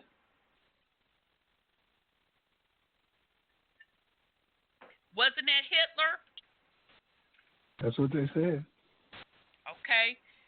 Did not supposedly and allegedly Hitler had a few little choice words about melanated people? Yeah, they were the Jews. They were God's chosen people. Yeah, he put it out there. He sure did. Maybe people don't know that. Exactly. Okay, now, that's supposed to be some hidden information. But I find it just eye-opening that Germany was still, quote, quote, melanated all the way up to World War II. Let me see. Okay, and so the author goes on to say that the Ottoman Turks are a black empire, and Benjamin Franklin validated that. So the Ottoman Empire extended into Africa/Libya, Asia, and parts of Europe. They basically inherited the defunct parts of Europe. I'm sorry, let me read that again. The Ottoman Empire extended into Africa/Libya, Asia, and parts of Europe. They basically inherited the defunct Byzantine Empire. Right. Okay. And Brother Sean, with that Tartaria stuff, or Tartaria, don't they throw around that Byzantine shit? Yeah, and they supposed to head that whole area. Right. So, Russia and Italy was invited to dance, even though Benjamin Franklin said she was swarthy or tawny, or in other words, black. I have noticed something about the writings of the modern historians. When he refers to the Berlin Conference, he will always point out that there weren't any black African nations present. They never say that there wasn't any black nations present, because they know full well that the black powers of Europe were represented at the Berlin Conference. Michael Israel in Atlanta alerted me to the fact that 4 participants in World War II were present at the Berlin Conference: Russia, Germany, Ottoman Turks, and Italy. His problem was this: if these nations were tawny, like Benjamin Franklin insisted, why are they at the conference? This question concerning these nations' presence at the Berlin Conference put the book on hold for at least a day while I investigated this important question.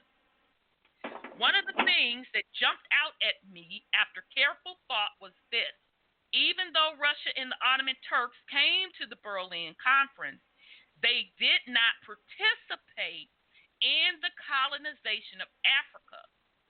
Now we have the Germans and the Italians at the conference. How do I explain this? I might as well deal with the Germans first.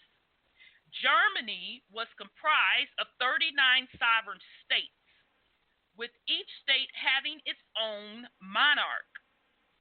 This is the solution to German problems. there were 39 states in Germany, 22 of the states, white Germany, belonged to the Northern Confederation, controlled by the German Otto Bismarck.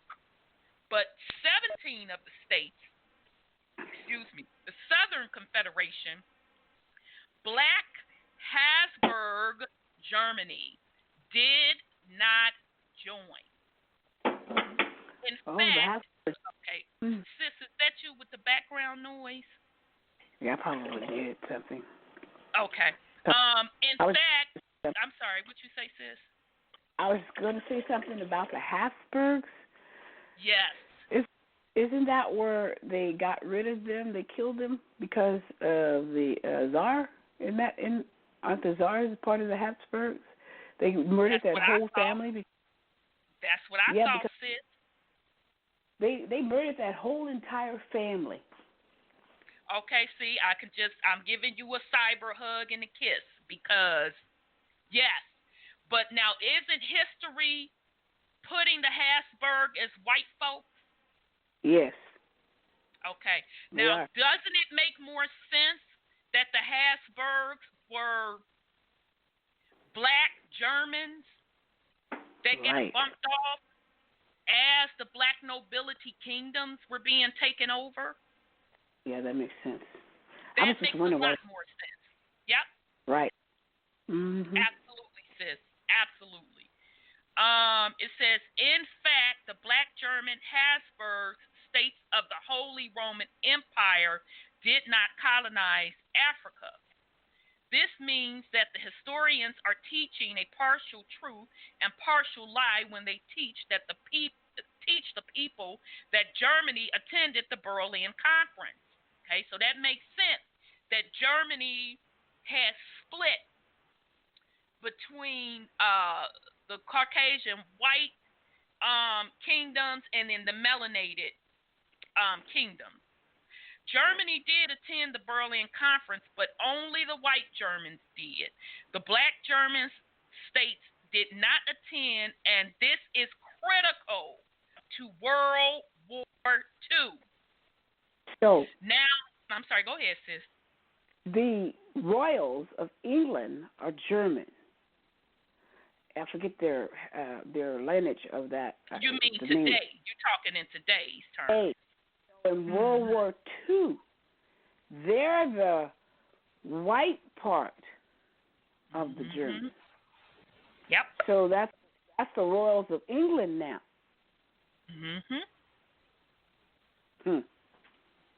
I know. Deep. Okay. So now the Italian problem. Did the swarthy Italians attend the Berlin Conference? The answer is that the black Italians, Habsburg, Italy, did not attend the Berlin Conference. Naples, Sicily, Sardinia, Hungary, Galicia, Dalmatia, and Banat of Timaswani. I'm probably mispronouncing it. What does all this mean? It means that the Berlin Conference was drawn up on racial lines in Europe and in Africa. It also illustrates that Europe's house was divided by color, leading up to the world wars. This is what Dr. Albert Churchward was referring to when he said that the blacks of Europe had become extinct, exterminated all over Europe. The English nations committed genocide against, I'm not saying original inhabitants. That's what he's saying, but they're really not the original because when that black nobility Roman bloodline came over to Europe, there were already indigenous people there. So that's why I'm not calling them indigenous. I want us to be clear who is whom. Okay, so the English nations committed genocide against the original inhabitants of Europe, and there is no getting around this fact. This will become clearer in future chapters when we see the images of the Germans, Italians, and Russians. Okay. All right. So I'm sorry. Go ahead, sis. I see you 314. I'm coming to you, sweetheart. Go ahead, sis. Mussolini and Stalin were the murderers of the Italian part of that stuff, and Stalin was I forget where he was. He was the murderers that they sent out there to kill off all the blacks. So when but they now said it makes sense though. But I'm sorry. Go ahead, sis. So when they say that Mussolini and Stalin murdered millions, they're talking about melanated people that they murdered. Exactly. Oh, exactly. man. Yeah, it's That's deep. right. That was the original Holocaust of the 6 million people that the quote unquote white Jews tried to claim legacy to. Bingo. That was the original Holocaust. Abso-freaking-lutely, Brother Sean. So they show, this is nasty part now, they show Moorish soldiers with feathers on their heads with Mussolini attacking melanated villages. Now, are you referring to when they were in Africa? Yep, they were all over the place fighting. Yeah, because when Mussolini and them, because remember, but don't it line up to them going to the motherfucking Berlin Conference to carve up Africa? Right. It makes a lot of sense. So that conference was really twofold. One fold, it was to colonize Africa, and the other fold, probably on a little motherfucker sneak in, it was to plan the rest of the takeover of the European Black Nobility Empire. Wow. Yeah. It's pretty deep. Pretty deep. Let me go to 314. 314, your line is open. You know, I never done much study on this nobility. Those soldiers, those people that were slaughtered under Stalin were not black. There are some blacks in Russia, but those Russians. Russians are Asians, by the way. They're not European. But I was going to say this, Africa also, with the different ethnic groups, the Ashanti, the Ga, and so forth, and the Dahomey, they had also carved up their kingdoms. And one in particular is the Ashanti. The Ashanti kingdom spread all into Benin, up in the Burkina Faso, and, encroaching upon Africa. I think we're talking about human beings. Human beings do some things in the world toward each other and always have been that way. Mm-hmm. And it's good to talk about both sides of history. Mm-hmm. Here in the United States, even blacks do this. They only talk about one side, but through 1600, from 1600 through 1865, blacks had Bootu businesses going on. Mm-hmm. And black women had stagecoach companies, mining, catering. Some blacks was involved in the production of gunpowder, which they supplied on both sides of the Civil War. That is correct. As far as slavery is concerned, when you look at the southern states, like, for instance, Louisiana, South Carolina, down in New Orleans, the slavery that was going on in the urban areas, those slave masters were mulatto women. Mm-hmm. In some cases, they had as many as 10 to 30,000 slaves. And the reason why is because their masters, their husbands, when they died, they were manumists, and they kept the practice up. You had some blacks who was farmers. If they sponsored Europeans to the country, they received 50 acres of land. But no, it's a lot. And another thing, the Civil War may have been won by the Confederacy if Russia didn't come to the aid of the Union troops, because Russia was at odds with Britain. You can look that up on Google, the role that Russia played in the Civil War. You can read about it today. But nobody tells you that, do they? Right. Nope. Nope. Very, very good points, brother. Yeah, they are good points, and we need to, and especially the one about the businesses. Look at the business. If these people had business, what was they doing? Look at Annie Malone. Annie Malone had like 75,000 associates in her business around the world. So what was she doing? She was the first black female millionaire out of St. Louis. Yep. So I just want to add that I really enjoy you when people, tell both sides of the story. Because when you call in on some black shows, they hang up on you when you start telling both sides of the story. Then you got to ask the question, what is black? Because those people didn't identify themselves as black. And another thing, too? Those societies was ethnocentric. Yes.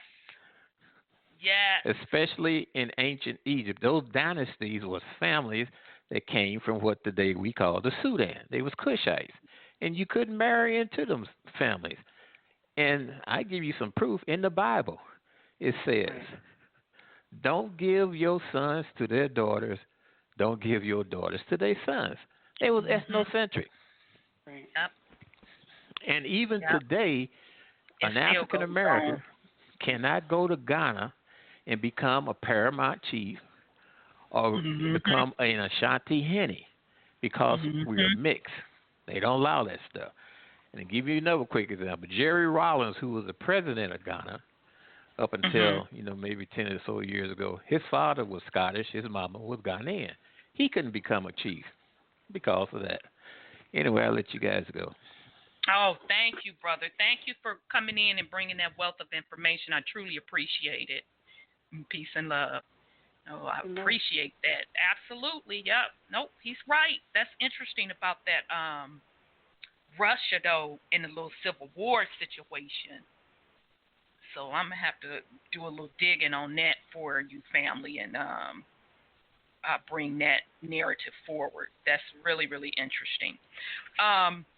So just so you know, if you get the book, and again, this is the Negro Question Part 4, The Missing Link by Brother Lee Cummings on pages 62, 63 through page 65. He brings the receipts, as the young folks say. He shows tapestry of from Germany from the 1400s with melanated folks on it. He's showing the different coats of arms from the different melanated people. So very, very interesting stuff. And I do want to say to the family that those coats of arms really tell you an important story. It tells you the truth in the particular history. Because when Brother Sean and I as we were getting this information on this whole Tartaria stuff, which, that's going to be the next show we're going to talk about when we finish this series, all you had to do was look at the coats of arms, and you saw the involvement of melanated people being the heads on these thrones. Okay, so there was plenty of tangible evidence left behind from, the actual physical money to jewelry with the melanated kings and queens, and the coats of arms represent those surnames or that family lineage. Okay, so next where I want to go, and before I go there, Sister, Brother Sean, did you all have anything you wanted to put in on it? Well, I just want to say Stalin was in Russia. So, whatever his name is, Joseph Stalin. So he was in Russia. I just looked that up. And so those dudes were the destroyers, I guess. They They were busy. But it just goes to show you that they said the last coin that was coined was in 1820, had a melanated person on it, and so that's 1820 before they start really taking over Europe. Mhm. But that's the same thing that what's his name, Libya Gaddafi. He had his own coin too. And they was trying to break into his vault to get that coin out, those coins out of there, so they can destroy him, because they wanted to erase his. They wanted to erase his history. So, right. And that's what the victors do, right? Right. That's what they do. They on Mother Earth, with all of this warring and all of this jazz going on, doesn't matter who the victor is. They're going to paint the story the way they want to paint the story. Just like, now let's be clear, let's be honest and keep it in perspective. Just like the quote black royal nobility painted their story that they're the original inhabitants of this land and that land. No, you're not. You wasn't the inhabitants of this land and that land. You came through and you were conquering lands as well. Now, their method may have been different. It may have been different where, they offer people citizenship and this, that, and the third. But bottom line is, if you weren't dancing to their particular music, your ass was out of there. So it not mattered what your hue of skin was at the time. This battle is really about bloodlines and vibration, okay? One set of energies wanting to control the planet through a certain lower vibration and parasitic nature versus another set that wants the planet to be in peace and harmony. Okay, but all of these other facets of history and warring and the conquerors painting their particular side is to basically keep the script or the narrative up of warring and keeping the planet in fear for a certain vibratorial state. So they both did it. The black nobilities play themselves up like, oh yeah, we this, that, and the third. But they were conquerors as well, okay? So included in that is the Moor Empire as well. They all were conquerors, okay? They went around the planet and conquered the indigenous population. And whether or not they used it under the guise of religion or they used it under the guise of that's their bloodline, it's the same difference. That's no different than what the white Caucasian population did, who, by the way, learned it from the older population, the melanated. Okay, but the bottom line is that same energy, and it is most definitely, let's be clear, it is a specific bloodline. It is a specific bloodline. And it even crosses across color lines. That's what's so deep about it. And that's the hidden secret. Because while the world is thinking that the white man is the devil, it's melanated bloodline behind that white supremacy system. Well, I like to bring up something that Professor Randolph said in From Babylon to Timbuktu.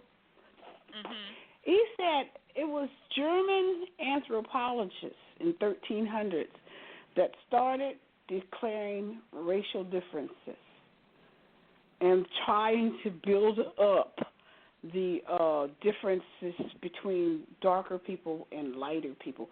There was no racial designations back in those days, he said in his book. It wasn't. And when we go over the Tartarian Empire, which, you have most of the Caucasian folks that are going over the Tartarian Empire, they are painting it as a white Caucasian empire, and that is not the case.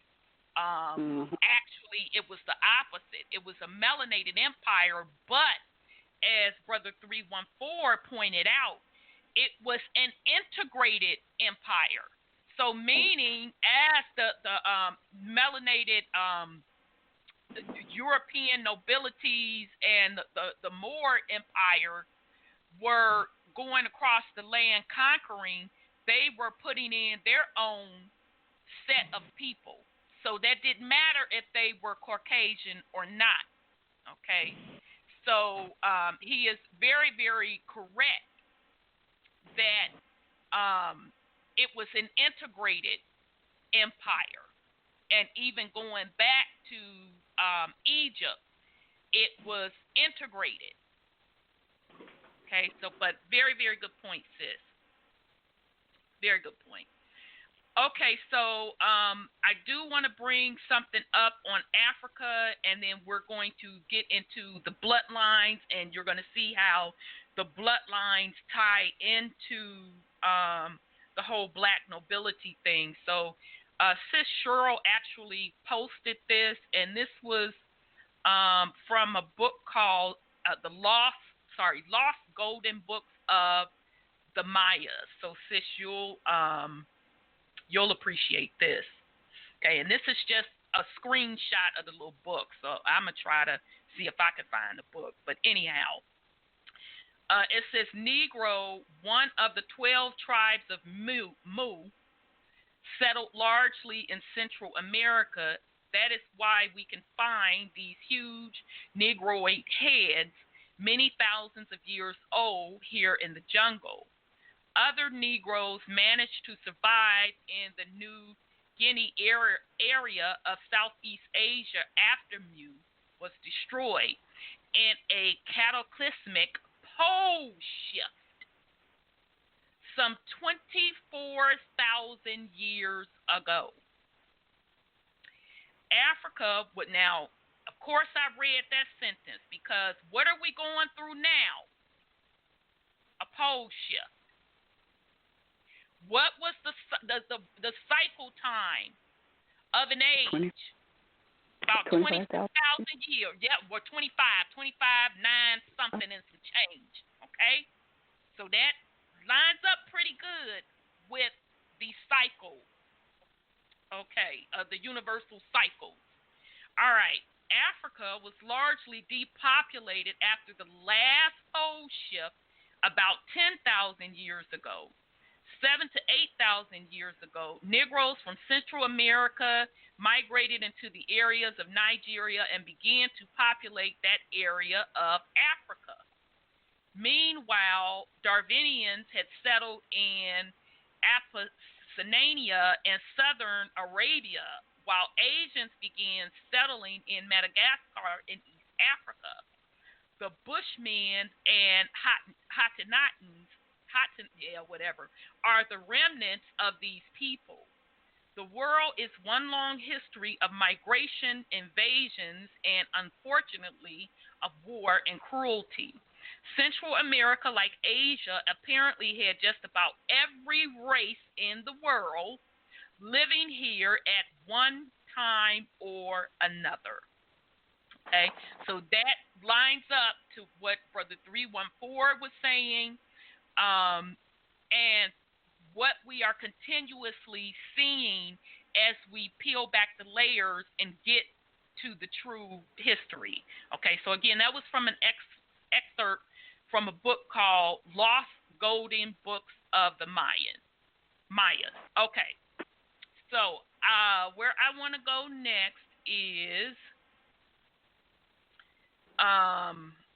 we're going to go to a Caucasian man, and you all might have heard of him. I've heard of him before, but I never really got into his work. Michael Tsarian. Yep. And the name of this video literally is The Black Venetians. Okay, yep. This is off a YouTube channel They are coming for you. So I had to split this up because it's big. So let me find it, because I think this first part's going to be 15 minutes. I was shocked to see this. I'm like, ooh, that's exactly what we need. So I know I have it. Let me try to search for it. Yes, yes. Uh-huh. But the Tartarian thing ties up into the mud fossil thing. And yes. Also how rocks or mountains, so to speak, aren't natural here.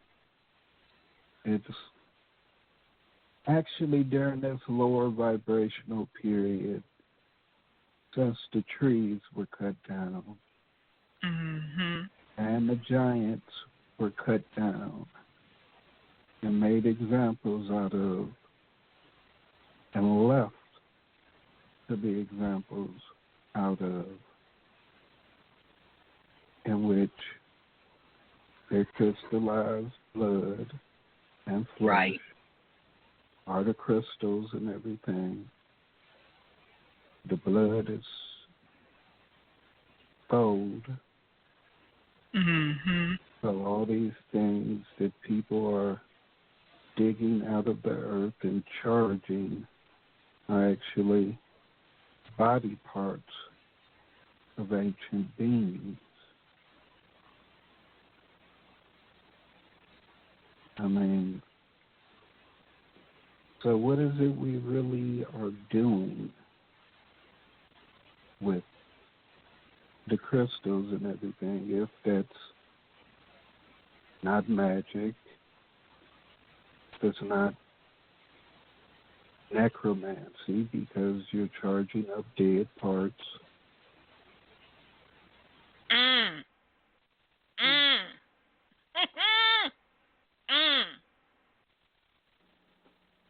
I mean, all this is deeper than...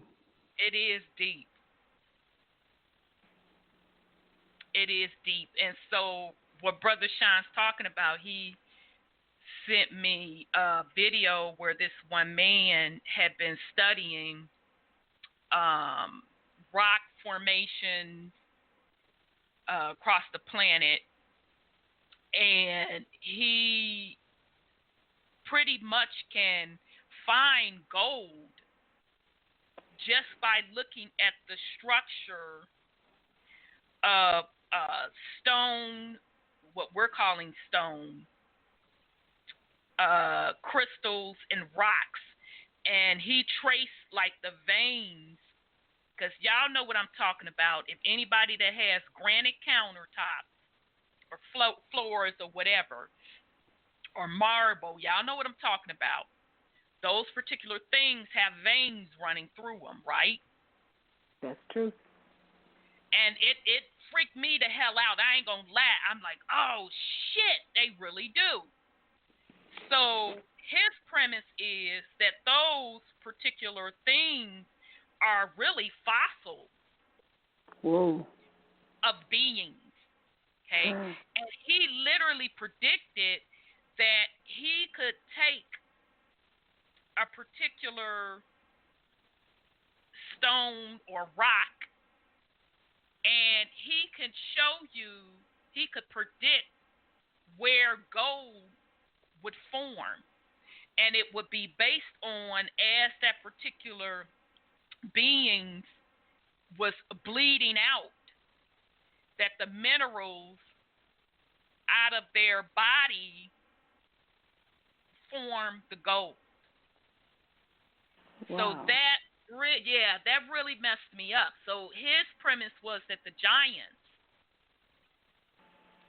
that were slain, and particularly that when this major flood happened, and what Tartaria, to me, where they're missing the mark, Brother Sean, because they keep in that Tartarian community, they keep making it seem like that folks are creating, or the controllers are creating these natural disasters, where I believe that they are pole shifts that are going on. Okay, because of the vibratory state gets so out of whack on Mother Earth that she can't take it anymore, and she has to shift her poles to clean up. So this particular man's premise is that the giants were literally, as the floods were happening, that's where the mud comes into play, and that's whenever you listen to these Tartarian videos, they talk about the mud floods, okay? And they're saying that the mud floods came from earthquakes, blah, blah, blah, which, I'm going to give them that, but they also had to come from a lot of rain, okay? And so this man is saying that the giants, a lot of them got stuck in the mud and perished, okay? And that's why you see those veins or whatever and these different things that we are calling stones and granite and all of that. They're remnants from beings. And he's even going as far as to say even some of what folks are calling ancient tree stumps could very well be giants. Now, I don't know if I agree with him on that. I thought his evidence was shaky on that. But he did prove his point to me in regards of some of the rocks, which always brings me back to the book When Rocks Cry Out. But some of the rocks where he truly could show you the gold formation in the particular rocks. And it is said that even the mountains and definitely volcanoes, because volcanoes, it is said, is unnatural to Mother Earth, that volcanoes are really just waste material that is left over from all of the warring and the destroying of Mother Earth's natural landscape. So that's how these volcanoes have been formed. But yes, very, very good point, Brother Sean. But then it begs the question, who are the giants? Exactly. Who were the giants? Because I've seen them dug their skeletons and stuff, but who were they? Exactly. And that whole Tartarian, and we'll get into that when we do that series, because that's their whole ideology, that during that particular era, which they're claiming was not that long ago, that it was the rule of the giants. Mm-hmm. Wasn't it said the Lemurians were giants? And see, I thought it was always the Atlanteans. The Lemurians. I thought the Lemurians were giants and the Atlanteans had the technology. Yes. Well, I know the Hittites were, and the ones that so-called David fought against were giants. King Ai and King Og, they were giants, and some of the ones in the Aztec. One of the guys, he was buried in one of the pyramids. He was a giant. Mm-hmm. Right. So, I know. That goes it's all to that deep. book of Eden. Yes. So, in other words, are the giants really the quote fallen ones? Are they really the invaders of Mother Earth? Or, I'm sorry, go ahead, Brother Sean. Or the other side of that coin, two sides. The other side were the giants, the ancient people, of Mother Earth, like Avatar? Yeah. And or was it a combination of both? Invaders that were the fallen ones and the ancient people of Mother Earth, which would line up with that Mu civilization, which was mirrored in Avatar. An invading race. Exactly. Giant. Yep. Because even the animals and plants were gigantic back then. Yes. Yes. And I believe because we had a higher frequency, okay, so that means the oxygen level had to be very, very pure and very, very high. So, which would make things grow bigger, right? Well, also the Earth was larger. Because utilitarian, the way you're going to play, he talked about the Earth was Mu, and it split. And this Earth here... How do we know that? That could be just what they're telling us to make us think that we're on a smaller plane than what we are. I agree. Because I think that it was just territories were blocked off. I mean, so us being so small now, we can't see or travel the distances we used to be able to travel. Right. Or we're purposely quarantined. How about that?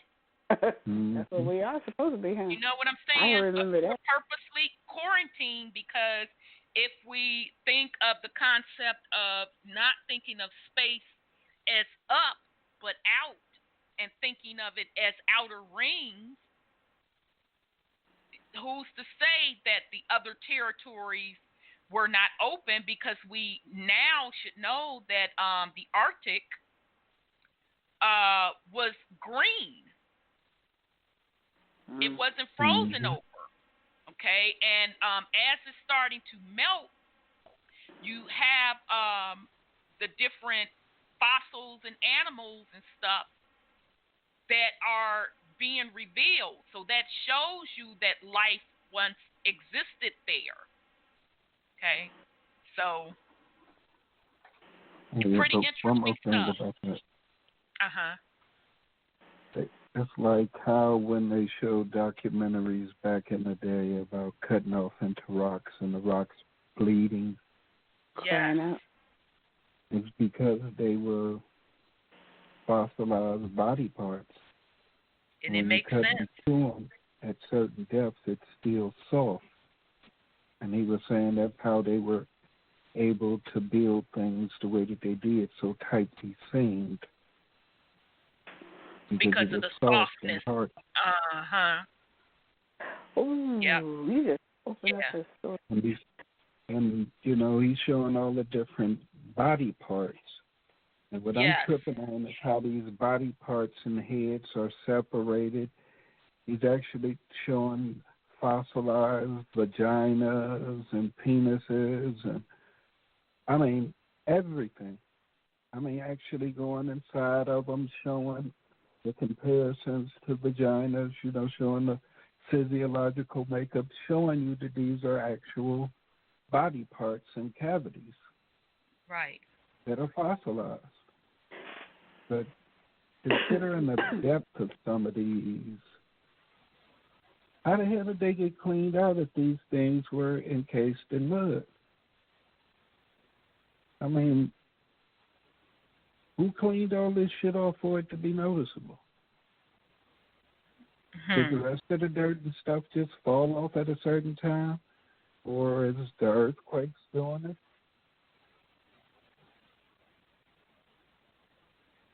Yep, that's a good point.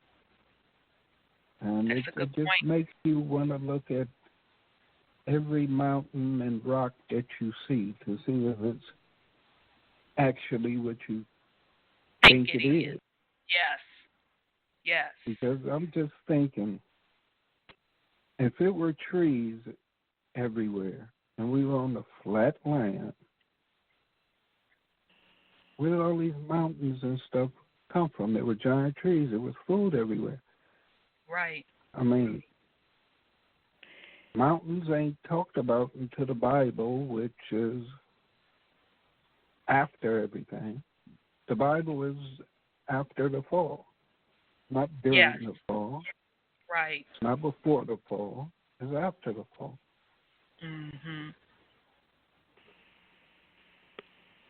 And they try to pretend like they're part of the fall. Right. So the mountains that's talked about in the Bible is actually the bodies of giants. You know, Google Earth has some good fossilized, pictures, they put on your computers. And if you look at some of the mountains, you can see people. You can see dinosaurs. Mm-hmm. Right. Right. All fossilized during that period. Yeah. Right. All at the same time, instantly. Right, because we do know that the trees, for sure, the silicon trees, we have pure evidence of that. So why not the giants? And, based on the way they are positioned, it had to be something, it had to be some catastrophe event that did it instantaneously. And what not event to do that but a pole shift? Right. So that's how deep this stuff really runs. And, the quote parasites with the bloodline, they know that the cycles of catastrophe, they know that these things happen. And so their goal is to try to survive it and hope that once that catastrophe is over, that if they survive it, that they can still keep the vibratory rate low enough to just replay the same script over again. So that's another reason why the revision and the true quote history keeps being rewritten as well. Yeah, it's also about the victor, but it's also about stirring up the script that they want society to follow to keep the vibratory state low for their particular survival, because they are the invaders. They are not natural to the planet.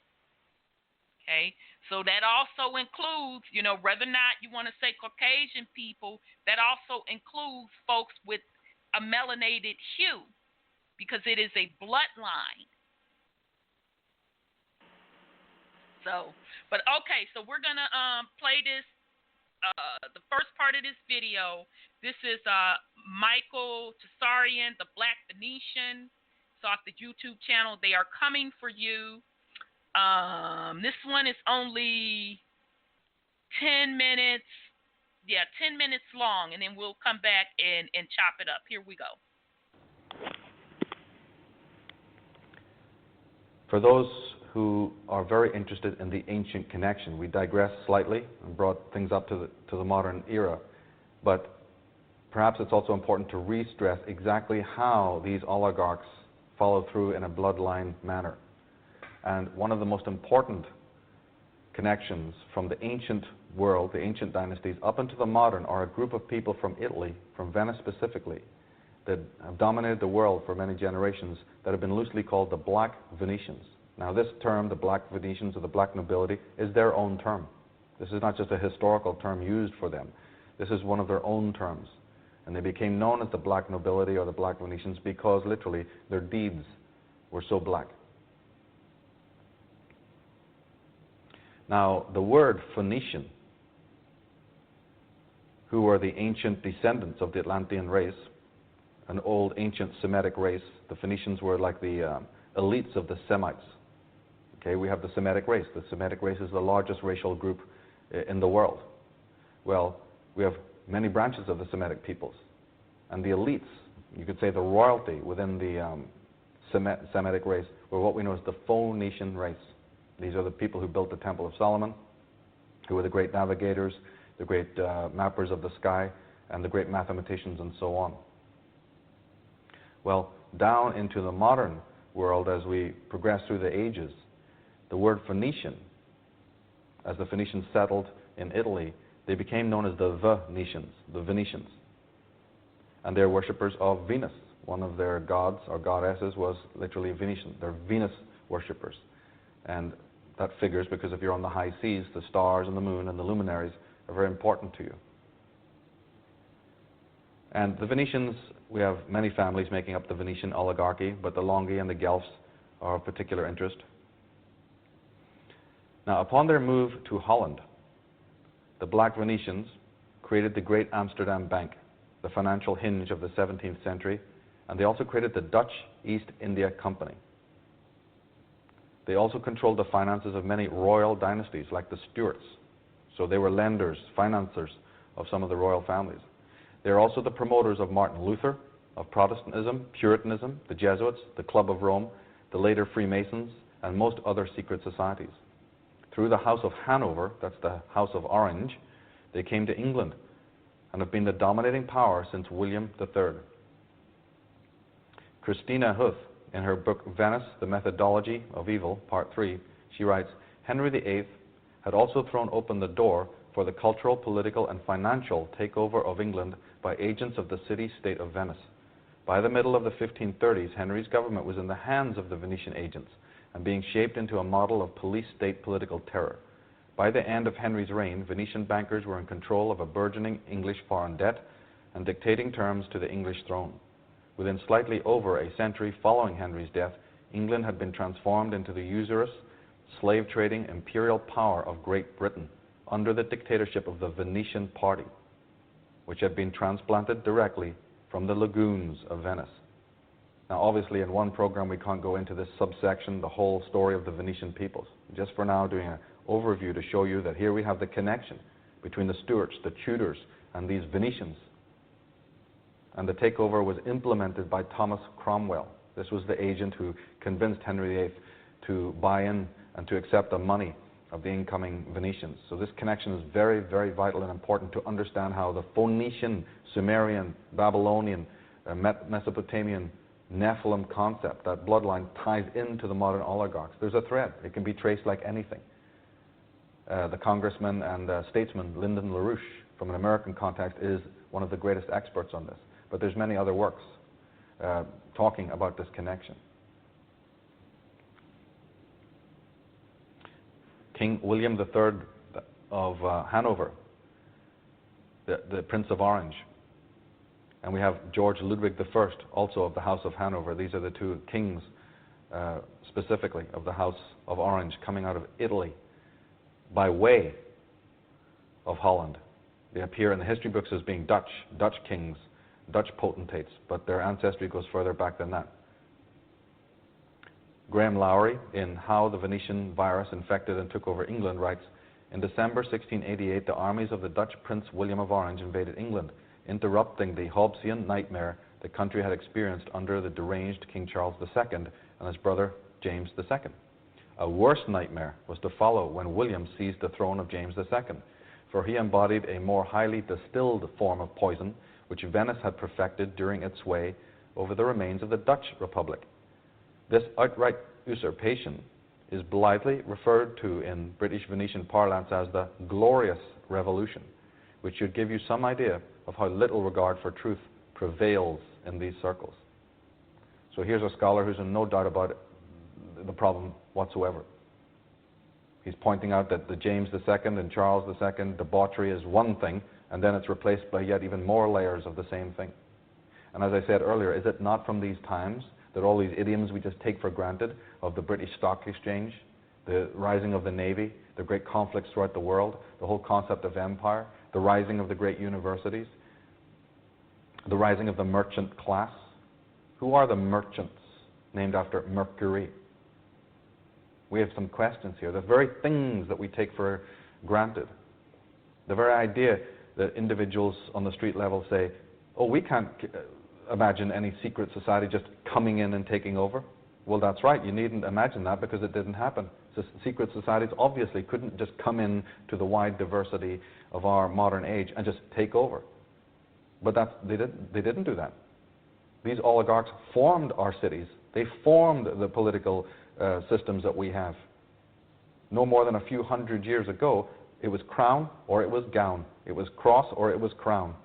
It was monarch on one side to mind control you and brainwash you and throw you in a dungeon, or it was the popes and the potentates. Two forms of control. Nobody just came in and took over. These individuals have created our cities, created our industries. They were there from day one. They were billionaires from the 1st century AD. And they're dancing on their desks to find out how easy it is to manipulate the herd, of the population of the world. But they didn't just suddenly come in and take over like some normal mafioso group. These individuals created the entire structure of our life. Our forefathers, not so long ago, never even ventured more than 5-10 miles from their feudal villages. In fact, it was even a crime to even do so. So nothing could have been easier. You have military, monarchy, and you have the religious, the theocracy. Two forms that attain world domination more simply than we can ever even imagine. David Icke, in his book The Biggest Secret, says, William of Orange, that's William III, died in 1702. He and his wife Mary left no heirs, and so Mary's sister Anne became queen. Anne was the last of the Stuart monarchs. In 1714, the scene was set for the takeover of the British crown by the German black nobility family, the Hanovers. They were closely connected with the House of Hesse, which would become the launch pad for the House of Rothschild. The first Hanoverian king was George I. Queen Victoria, always famous for wearing black jewelry and wearing black clothes, was the Empress of India, the Empress of the world, the top of the Guelph dynasty, the family of Guelph, who was one of the major black nobility families. Today's modern Windsor family directly go back to the Guelph dynasty of the ancient world. The Guelph, Bourse-Lyon, Battenberg, Mountbatten, whatever you want to call it. These are all Hanoverian, Habsburgian families, all connected, all linked by blood. The British royal family, the Windsors, was a name adopted in the 1800s, and the reason was to give them an anglicized front, because in fact George I could hardly speak a word of English, and here they are declaring war on his brother the Kaiser in the First World War, and the so-called British royal family could hardly speak the English language. So in order to anglicize them and make them look more English, they adopted the name Windsor. But their original ancestral names is Saxe-Coburg-Battenberg, which they changed again to Mountbatten, Bourse-Lyon, which is the name of the Queen Mother, and Guelph. The word Guelph is the key word there because that's the Venetian connection, the Black Guelphs. Open any encyclopedia and start reading up on the black nobility and the Guelphs, and a fascinating story will unfold. Valdemar Valerian refers to them as the Serpentine world order, understanding that these people are from the Serpent dynasties. All subsequent coups d'etats and revolutions and wars of the 19th and 20th centuries are centered in the battle of the Guelphs to hold and enhance their power, now the New World Order. In Atlantis, Alien Visitation and Genetic Manipulation, my book, I point out the fact that... Okay, so that was the first part of Michael Tessarian, The Black Venetians. That's off of the YouTube channel. They are coming for you. I'll pause in case Sis or Brother Sean, you want to put something on it before we go to part 2. Because he's saying a lot, I know. I wrote it down, a lot of it, and I don't agree with him. Okay, come on with it. Yeah, because the Phoenicians were melanated people, and they were known for their dyes, like purple, or I think it was purple or blue, and they were great sellers. Now, the white folks never even ventured from their lands because they didn't know how to sell and know how to build boats anyway. Now, he said they were the Sumerians, and from Italy, and they are known as the Phoenicians and the Hollands and the Semites and the Dutch East India, and that the royal family comes out of the Charles the second? No, I mean George the first. So your book said that Charles the second was not James's brother, but his grandson. And so somewhere along the line, as he was talking, he then substituted melanated folks for white folks, as he was giving them that. I 1,000% agree with you on that. No disputes there, but he should have definitely stuck with the fact that they were melanated, because we know that really the melanation didn't change up until the late 1800s. Right. So, he said the Windsors came in 1800s, and they took that name. Where they take the name from? He's talking about they're the Gilts or something like that. So they can't be both melanated and white and the Gilts and all this kind of stuff at the same time. Okay, so let me pause. I'm gonna be the devil advocate. Explain to me why couldn't they be? No, I mean they are. Well, look what they look like now. So, wait now. You know. Where did they get the name Windsors? They stole the name from somebody, the Windsors. They had to have stolen the name, because the names he was calling out was nothing near Windsor. And so they are probably totally imposters of even that name. That's what I'm trying to say. And he says that they're Atlanteans. That's where their ancestral root was Atlantis. Now, we know that Lemurians are Mu. We know that Atlanteans were melanated as well, and they were, the computer people? I can't remember. But anyway, the computer people. So he said that the Phoenicians came off the Atlanteans. So he's kind of mixing up a lot of cultures as he's talking. And also, he said they worship Venus is where they come from, their god. But Indians, them folks over there in the east, over there, are the ones who come from Venus and worship Venus as their god. So he got a lot of cultures mixed up in that, because I studied at least the Indians over there, and I looked at the Atlanteans and the Phoenicians. I kind of know them too. So he kind of, it sounds good.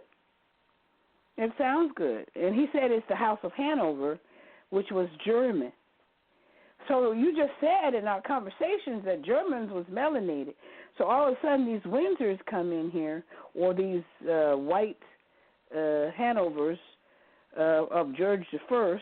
And we know George I, II, and III were melanated because he was married to Charlotte. And they labeled George III as being crazy over here in this country, and they rebelled against George III because George wanted some taxes. Right. And Charlotte took over from George. So when I'm listening to all this history he's telling, he's just interjecting, and he should have stayed with that melanated side, because he can't put them Windsors in there, or these so-called English folks, as Windsors when their name was Gilts and whatever other names that they had. But it wasn't Windsor. Okay, and so, now anyway, I'm agreeing with you. Here's the point I want the family to get out of that. How far back that particular bloodline goes, because, it should go without saying, based on the evidence that we've presented and how long we've been speaking on ancient melanated history. So we already knew out the gate that he was flawed by not continuing on with that particular nobility line being melanated. So that's a given. We know he was flawed on that. What I wanted the family to think about is the fact of him linking the bloodline of the black nobility to the Atlanteans. Yeah. Mm-hmm. That's what I wanted the family to concentrate on. Now, I agree with you, sis. I do think that his flawed logic when he talks about the Windsors, I believe that particular name was where the infiltration of the black nobility bloodline was infiltrated, clearly. And that's the new regime that we see today. But my point being is someone ancient is behind that bloodline. Yeah, that's true. But you know something, you just bloodline, and it has to be someone of melanin. Yeah, but see, the Atlanteans were over here. This is what I was saying in the beginning. We started over here and went over there. And that's exactly what he just said. But you're making the assumption, but sis, you're making the assumption that Atlanteans were just all of us instead of a civilization. Because think of it this way. If Atlantis was all that in a bag of chips, why did it fall? What you say, brother? Go ahead. Because I mean, if we don't get off into that story, remember Thoth was the Atlantean who went over there and taught them. Exactly. He fled after getting his ass kicked. Exactly. That's the point I'm trying to make. Together. That's what I just said. He went over there and taught them. They came from here and went over there. That's what I said. Yeah, but that was a specific group. It wasn't like a lot of it. Not all. That was just a specific group that went over there and became conquerors. Right. That's the reason why a lot of those original tribes over there hate the tribes over here. Yeah, but that's what I was saying in the beginning. When we start back in the day with George and his demons, is they started over here and took their little booties over there. Mm-hmm. Also, what I got out of what he... Huh? Sorry, go ahead, Brother Sean. Also, what I got out of what he was saying, it wasn't so much of the mixing up of the bloodlines. He was actually telling us where the hijack took place at. Yeah. He was. He really was. Which one was it? Is it Charles the First, or was it back in the Hanover part at the beginning, in the mid? Because I wasn't too sure where the hijack took place. Because that's a very important part. Because that would be the Plantagenets were Merkel, not Markle. Was it Merkel? You know, I get confused. You talked about the Harry's young lady. Harry's old lady. Okay, yeah. See, that's where the hijack came in, somewhere in her bloodline too, and they trying to hijack it back. Now again. That's interesting. But see, I think the takeover, the clear takeover is with that Windsor name. We do know that. Yeah, it is. But before that, there was some fuckery going on with Charles and them. So now who knows? You know what I'm saying? Who knows who was behind the scenes kicking up some MF and dirt? Well, you said they got to turning on each other. They really did. You said Charles II was in James's stuff. He said his grandson Charles II was the last of that line. Yeah. Somebody done jumped in there and say, "I'm next." Exactly. They did. They killed him. Absolutely. Yeah. So they jumped in there. What we don't know if it was somebody still in that bloodline, or if it was somebody in their court So meaning somebody that they was cool with, that behind the scenes was working with the crown, because in order for a coup like that to happen, they had to have some heavy power behind them, right? Yeah, because Edward IV was put out of power the same way. Or maybe, I don't know if the same way, I shouldn't say that. But he was the next in line before Henry VI. So that's what a lot of people like David and Solomon that went over there to fight was, up against, because that's that War of the Roses, the Yorks versus the Lancasters that lasted 100 years, supposedly. Right. So right. because they kept hijacking the title, and somebody would say that this person slept with somebody else. They used to put spies or listening chambers in the like they did James and his wife. They had ways to hear what was going on in the bedrooms, and they had told James his wife had cheated. Remember? Yeah, a lot of that stuff was going on, and it was among the servants. So who was the servants? The Slavics. And see, that's what I'm trying to get the family to see. You have two fascists of fan. I see you 727. I'm coming to you, sweetheart. Look at it from this aspect. And Brother 313 kind of already told us that these particular kingdoms, although they were melanated ruled, they still had other particular nationality or races that they were cool at doing business with, and that they put into position of power.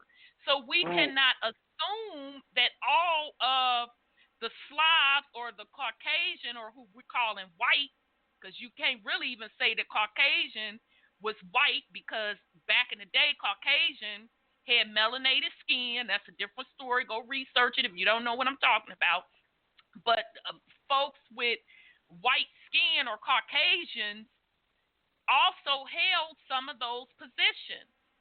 So we cannot assume that, they just came out of nowhere. That does not make sense. You would have to have been groomed behind the scenes in order to take those seats of power. And if you're being groomed behind the scenes, and if melanated people were ruling, that means someone of melanated were training them.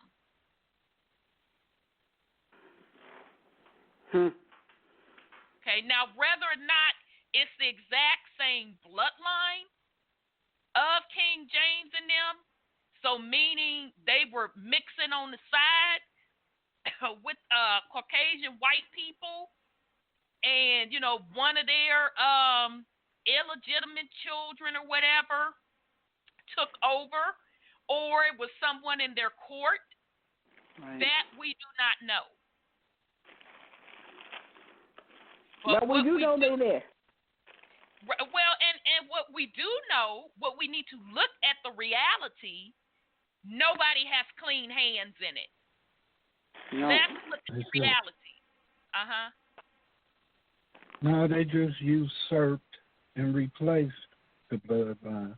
That be the reason why they be trying to kill us off, and people not paying attention. I mean, that even goes as far as for why they push abortions in our community. Well, they don't have to pay the bearer bond.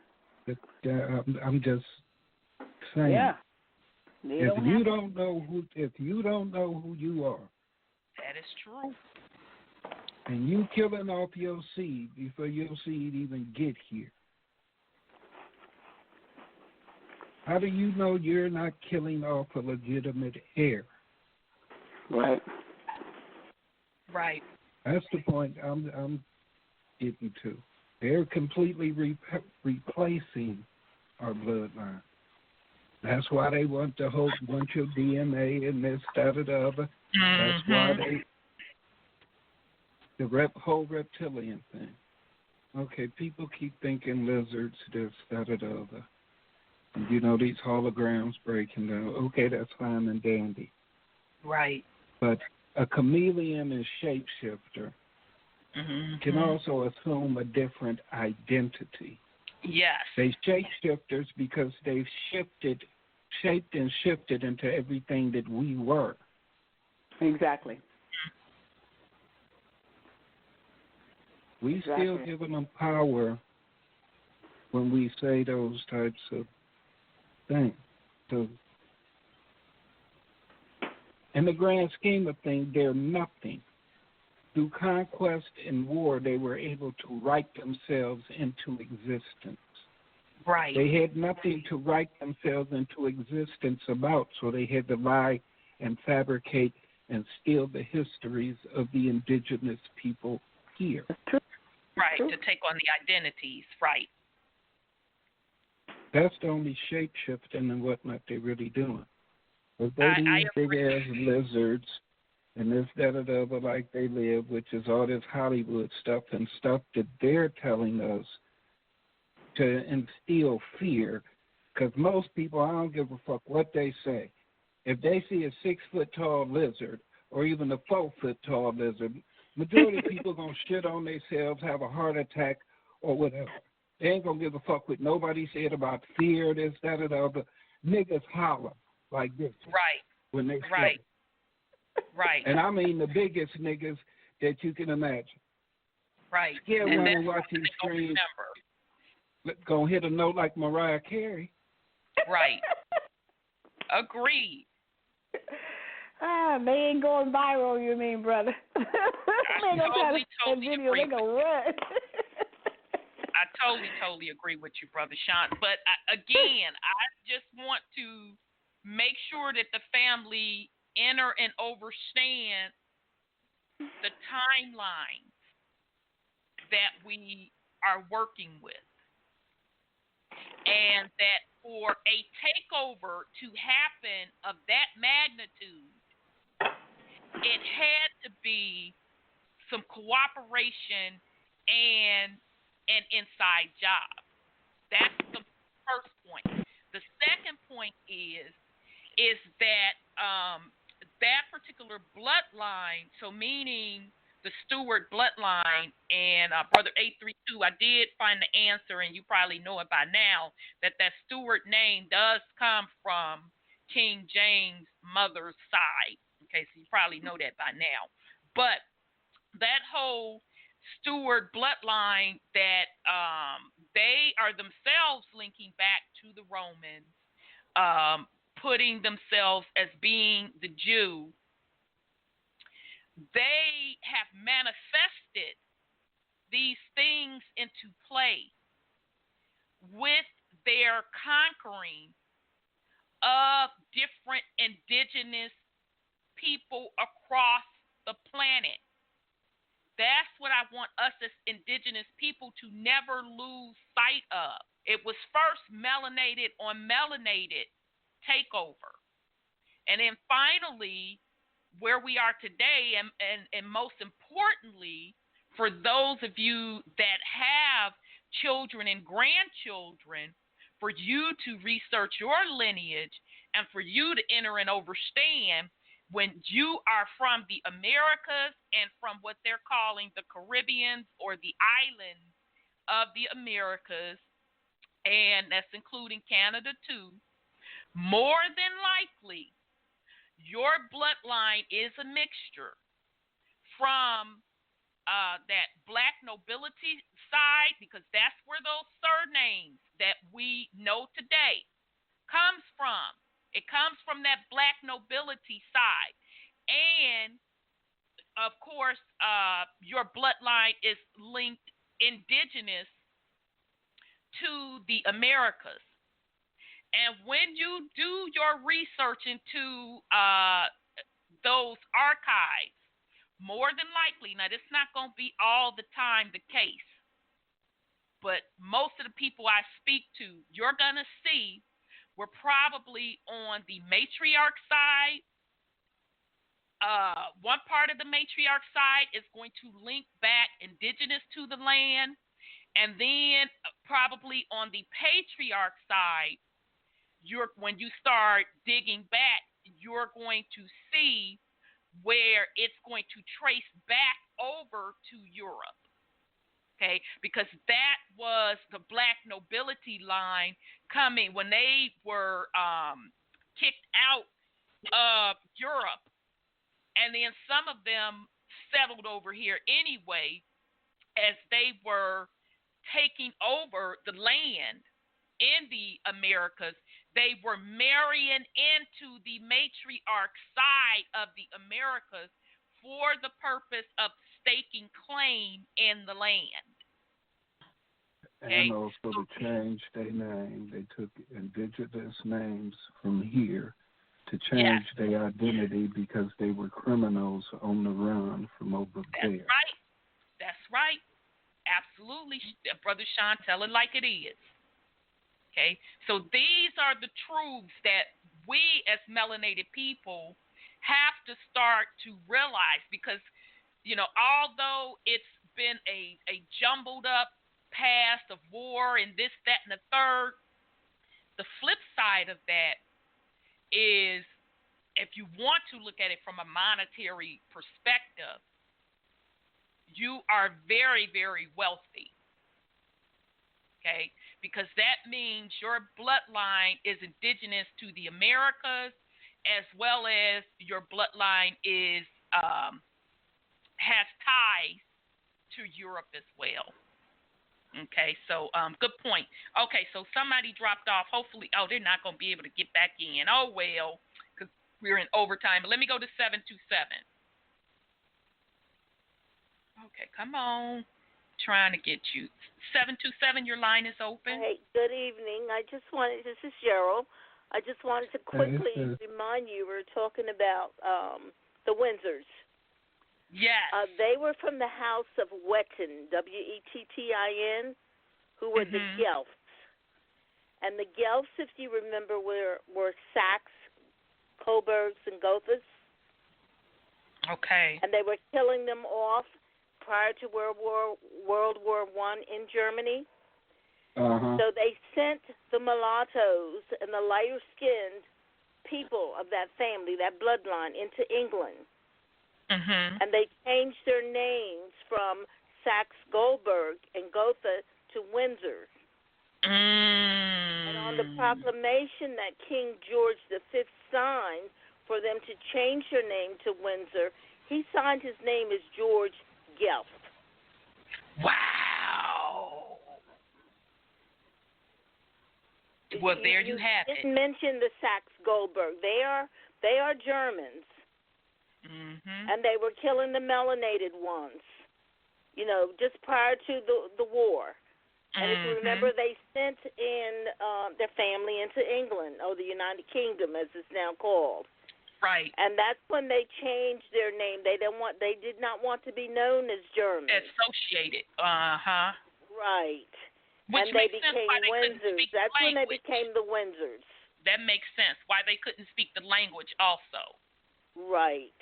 Wow.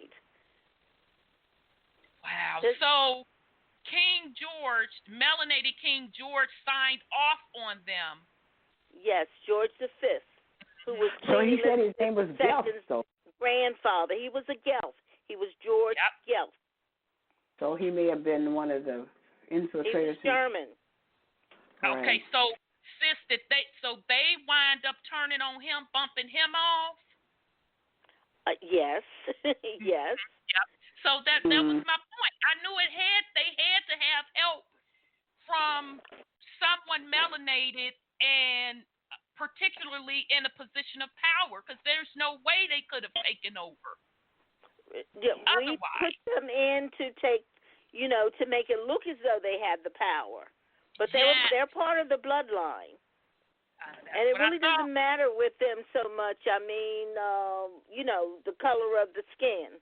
It really don't. It's if the you're part of that bloodline. when it comes down, if they need you to do a specific, be in a specific position or to do a specific job, you do it.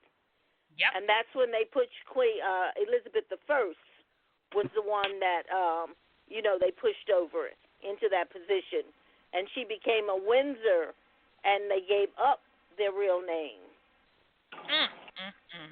Okay, so that was the link. I'm like, somebody but had it was to help Sachs, participate. Coburg, and Gotha, or Gotha, whatever you want to call them.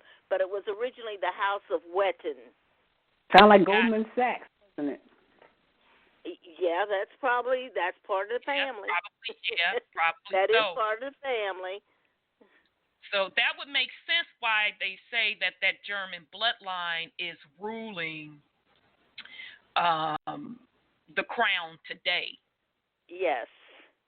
And ruling here in these lands. And ruling here. Right. Yeah, exactly. Right. Yes. Wow, that was it, sis. That makes sense. That makes a lot of sense. I probably won't be able to sleep tonight because you and what's the other sister's name? Sandra. Sister Sandra, you all have given me so much to research. I'm like, damn, I'm gonna be up for weeks trying to get all this stuff together. I am never gonna get any rest. I hate that you're not going to get no rest, but I'm loving it because I'm going to benefit from that information, family. She be dropping information, boy. Yeah, when you start, I'm like, well, damn, I didn't think about that. And okay, I wrote that down. I've got to research this. I've got a whole page here of things to list. I'm like, when am I going to get some rest? Well, but you can't sleep when all this stuff is running through your mind and we're trying to connect it and solve our problem, That's true. We need to know where the root is somewhere, because it's there. Yes. It's there. We just have to uncover it. Yes. Exactly. We're slowly, uncovering it and we're solving the problem, but it's taking a little bit of time. Right. Because we won't repeat this cycle again. You know what I'm saying? That's correct. All we're doing. We're just bringing this information as truthfully as we can, so this cycle can be broken. And these are the things that we speak of when we talk about breaking generational curses in the bloodline. This is why we're going through these exercises of peeling back these layers. And yeah, it may be painful to know these things, but it has to be done to break this cycle. You're correct. We don't never have to repeat this again. That's true. So, I enjoyed you again, and I won't take up any more of your time. No, but, thank you for that. That's the connection we were missing. You're welcome. Peace and love. Okay, peace and love to you. Love you, sis. All right, hold on. This board is messing up. Yep, love you, sis. Okay, so there you have it, and that's Sis Cheryl. She drops so much ton of knowledge on Facebook. She's a researcher like us, and that's why I love her information, and I use a lot of her information. So there you go. There's the connection. Like I said, Inside job. Wow. That's cold. Yep. Yeah, that's cold. So folks can sit back and say, oh, them dirty motherfucking white people. Yeah, bruh. Oh, okay then. Okay. Okay, so just before I forget, so we won't lose sight of the fact, I did want to bring up to show you how things have been reversed out as far as power perspective and wealth. So I'm in the Negro Question, Part 4, The Missing Link by Brother Lee Cummings. This is page 64. Before you go, I'd like to point out to the family, like how you pointed out the black Germans and black French and this, that, and the other, as far as for those who abstained from the convention. So when we sit up and classify a whole group of people as our enemies, yes, not realizing that The people who carry those names now are not the original beings, and the histories that they have created under those names aren't attributed to those actual people. Yes. So that energy that you're focusing towards a name is actually hurting your indigenous brother and sister because of the anger and intent that you put behind that name. Yes. Not directing it toward specific beings, not getting caught up in names, because in your spells, you're casting spells on names. And those names don't really belong to those beings, so they're not catching the karma of it. They know who they really are. Damn. That's deep. That's deep. Wow. All right, brother. Very good point. Excellent, excellent point. Okay? So here's where we're breaking spells, family. This is what this whole, quote, quote, new age, okay, just like they talk about the New World Order, okay, this is what the entities feared, was the breaking of these spells, okay? So now you have the energy on your side to do it. And it's going to be done through love and through truth. That's how you're going to break the spells. Love and through truth. Okay. All right. So I'm on page 64 because I do want to just show you how the change, how drastically the power change happened. Okay. So now this is for the Caucasian white people of today and the melanated, quote, quote, black folks of today. I want you to listen closely on the change of power. Who was who from a wealth perspective? The tapestry shows, now he's looking at, I think this is a German tapestry. The tapestry shows that the whites lived in tree houses and in caves. They were basically poor, while the technology and wealth was in the hands of the blacks. Okay? So not only was it the wealth, but that technology. Remember I talked about how technology is used as a weapon of war, and how Sis was saying, well, aren't the Atlanteans the computer people? Okay, so hopefully we're starting to get these connections. Okay, if I was focused on a race, I would have missed the true treasure that this tapestry possessed.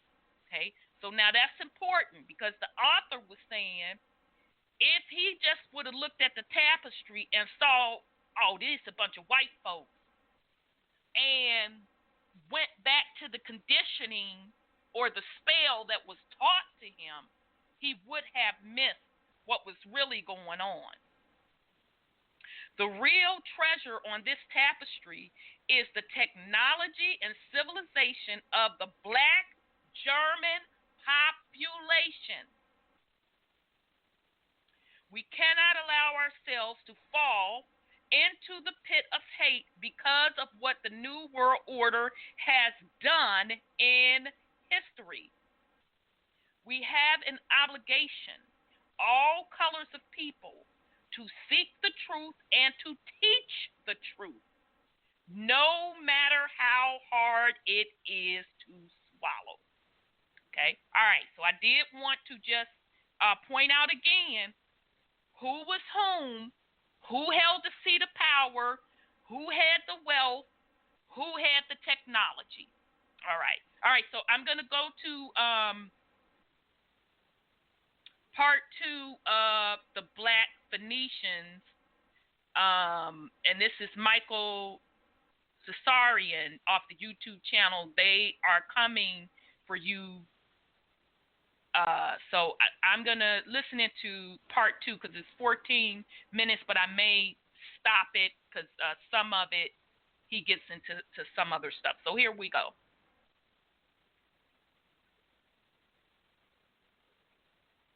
Okay, I see it. Here we go. Does that imply in a way that we have an old world disorder?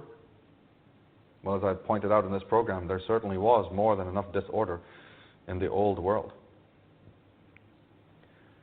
And for those who think that the American politicians and leaders are in fact Republican and American and disconnected from royal ties, we find from David Icke that the Queen of England made Bush's military chiefs, Colin Powell and Norman Schwarzkopf, honorary knights of the British Empire. Honorary knights of the British Empire. This is not just some minor award you just happen to get of a weekend. These pats on the back show you who these individuals are actually working for. The British system controls the American system and always has. This is a republic on paper. That's it. The Constitution has long been null and void. The country's been bankrupt and in debt for goodness knows how long. And every leader, including Roosevelt, all the way back to the Founding Fathers, has been an agent of the Black Venetians, of the Knights Templar, the Knights of Columbus, the Freemasonic organizations, the Illuminati, and the British system that controls them. Professor Anthony Sutton, who wrote this fine book on the subject, American professor, was actually approached by the Skull and Bones as they attempted to recruit him. And not knowing who on earth this group was, he researched it. He opened their packages, he looked into the whole question, and in horror of who these people were, after years of research, he wrote many books on the subject, including this, America's Secret Establishment, Introduction to the Order of the Skull and Bones. And Sutton has grasped the essence of what we're saying here. He says in his book, their interests are global, and much as they may protest, we see no difference between trilateral globalism and, for example, British and French imperialism of the 19th century, or the Holy Roman Empire, for that matter. How right he is. Webster Tarpley, in the book The Venetian Takeover of England, writes, the oligarchical system of Great Britain is not autochthonous, product of English or British history. It represents rather the tradition, which has been transplanted into the British Isles through a series of upheavals into England and Scotland from the Venetian oligarchy, along with its philosophy, political forms, family fortunes, and imperial geopolitics. Jeffrey Steinberg, in The Last Empire in the History of the World, writes, these families constitute a financier oligarchy. They are the power behind the Windsor throne. They view themselves as the heirs to the Venetian oligarchy, which infiltrated and subverted England from the period of 1509 to 1715, and established a new, more virulent Anglo-Dutch-Swiss strain of the oligarchical system of Imperial Babylon, Persia, Rome, and Byzantine. So there you have it. There is a direct paragraph that shows you the connection. Incidentally, Switzerland, as we mentioned earlier, is where the headquarters of World Freemasonry is. And over the door in Zurich, Switzerland, you can go there yourself. And that's where the courts are. That's where the so-called charities of the world, like the Red Cross, are located, and many others. It's also where the world banks are kept, those secretive world banks. Well, of course they're secretive. The oligarchs don't want you tracking the checks, following the money. But you also have the headquarters of World Freemasonry. And over the door, plain as day for everyone to see, it says in Latin, Ordo ab chaos, order out of chaos. Implemented by the likes of Albert Pike and many of the politicians of the world. You create wall-to-wall evil, wall-to-wall debauchery, wall-to-wall license, and wall-to-wall chaos. You fund the gangs, you fund the terrorists of the world. You create so much upheaval that the masses, who are your real enemy, your real rivals, just come to you in a big line saying, help us, what can we do? Let's strengthen the powers of government. If it worked for Adolf Hitler and Genghis Khan, it works for anybody. The statesman and leading economist, Lyndon LaRouche, who himself has spent time in the federal stockade,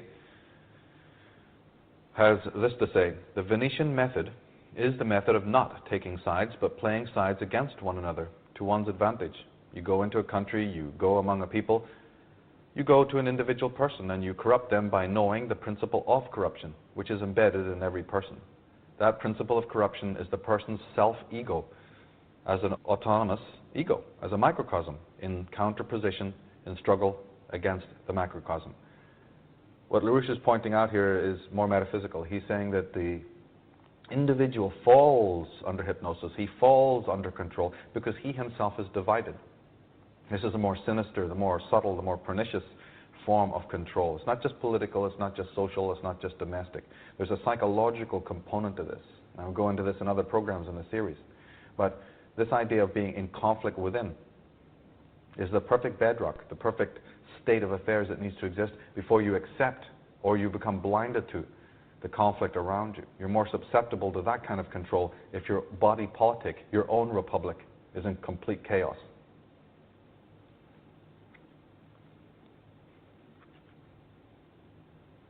James Morris, in his book Pax Britannica, says, before she set out on her Diamond Jubilee procession, on the morning of 22nd of June 1897, Queen Victoria of England went to the telegraph room at Buckingham Palace. It was a few minutes after 11 o'clock. She pressed an electric button. An impulse was transmitted to the Central Telegraph Office in St. Martin-le-Grand. In a matter of seconds, her Jubilee message was on its way to every corner of her empire. It was the largest empire in the history of the world, comprising nearly a quarter of the land mass of the earth and a quarter of its population. Victoria herself was Queen Empress of such aged majesty that some of her simpler subjects considered her divine and slaughtered propitiatory goats before her image. So what Morris is bringing out here is the size and magnitude of this empire. And of course, we might ask a very simple question: what do you need empire for? Why would such a small, minuscule, insignificant country like England, of all places, granted with its Venetian Dutch oligarchy in control, why would it suddenly rise to send its tentacles out to the world? What is the reason? That reason has never been really handed to us. It's always put down to power and money, and that just covers it. But now we know of the old Atlantean tie, the old John Dee pact, and the idea that all peoples, all nations, all tribes had to be subjugated. The diamond mines, the ores that were needed to artificially move technology forward, move mankind forward to the point where the technology of the Nephilim could be rebuilt. We still live in those times. It's happening right before our eyes. Now, you have to take what popes say with a pinch of salt, but what Pope Pius VI said in his book, Memoirs of a Renaissance Pope, bears reading about the Venetians. He makes an interesting comment. He says, but what do fish care about law? As among brute beasts, aquatic creatures have the least intelligence. So, among human beings, the Venetians are the least just and least capable of humanity. And naturally, for they live on sea and pass their lives in the water. They use ships instead of horses. They are not so much companions of men as of fish and comrades of marine monsters. They wish to appear Christians before the world, but in reality they never think of God, and except for the state, which they do regard as a deity, they hold nothing sacred. Jeffrey Steinberg also says, among their own ranks, these financier oligarchs refer them to themselves as the Club of the Isles, after the original Prince of the Isles, Edward Albert, that's King Edward VII, the son of Queen Victoria, who orchestrated the Crimean War, the Opium Wars, the Russo-Japanese War, and World War I, to consolidate Britain as the primus inter pares, that's the first among equals, of the European monarchs and feudal families.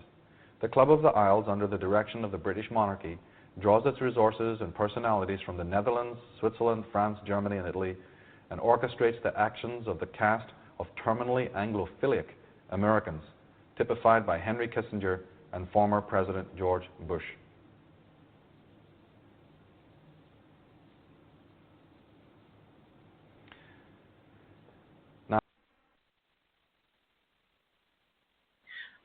Okay. So again, that was from the YouTube channel. They are coming for you, and that was Michael Tessarian, the Black Venetians, and you can go listen to the video in its entirety.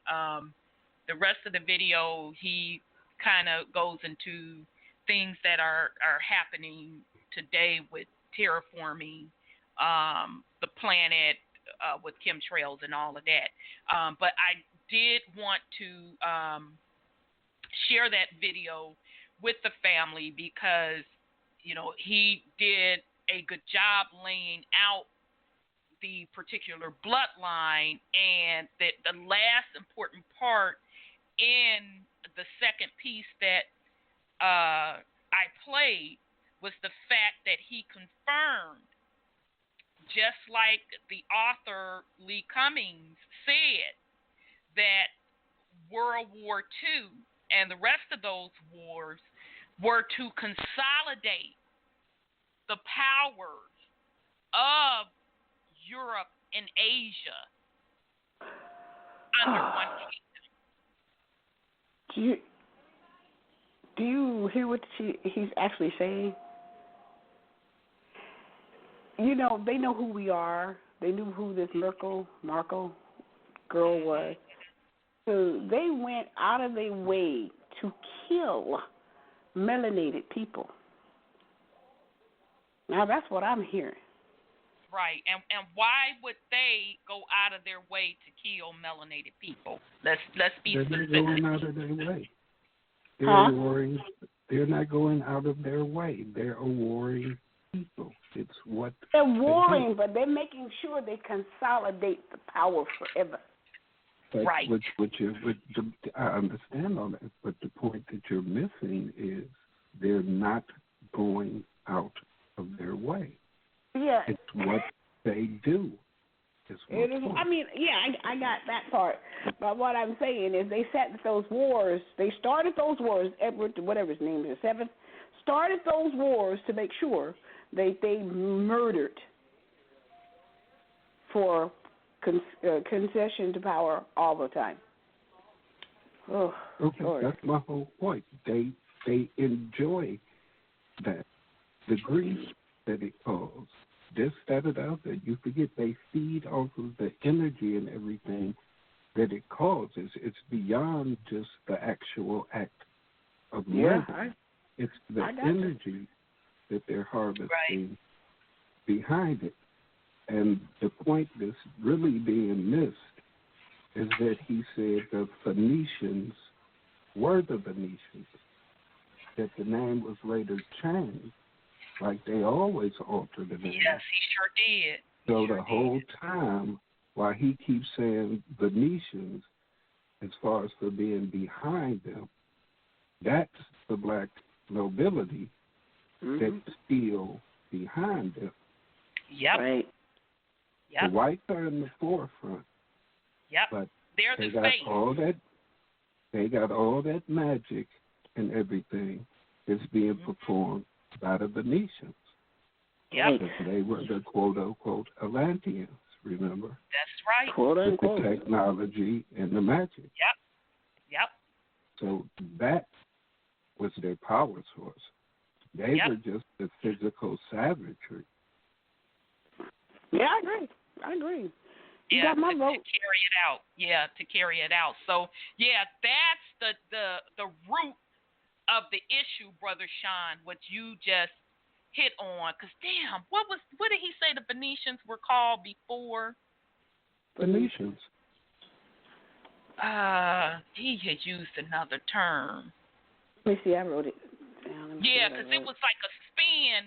Venetian didn't used to be the original word. It was something else that was really close to Venetian. But anyhow, that's the root of the issue.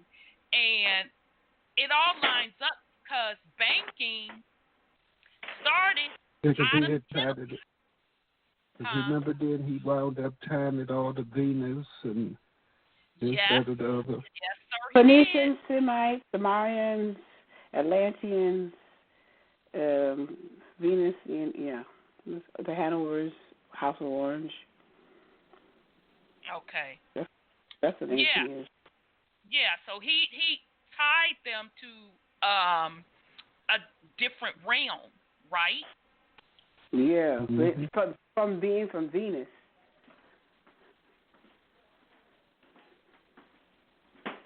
You know, now who's to say if they from Venus? You know, they could be from Saturn or somewhere else.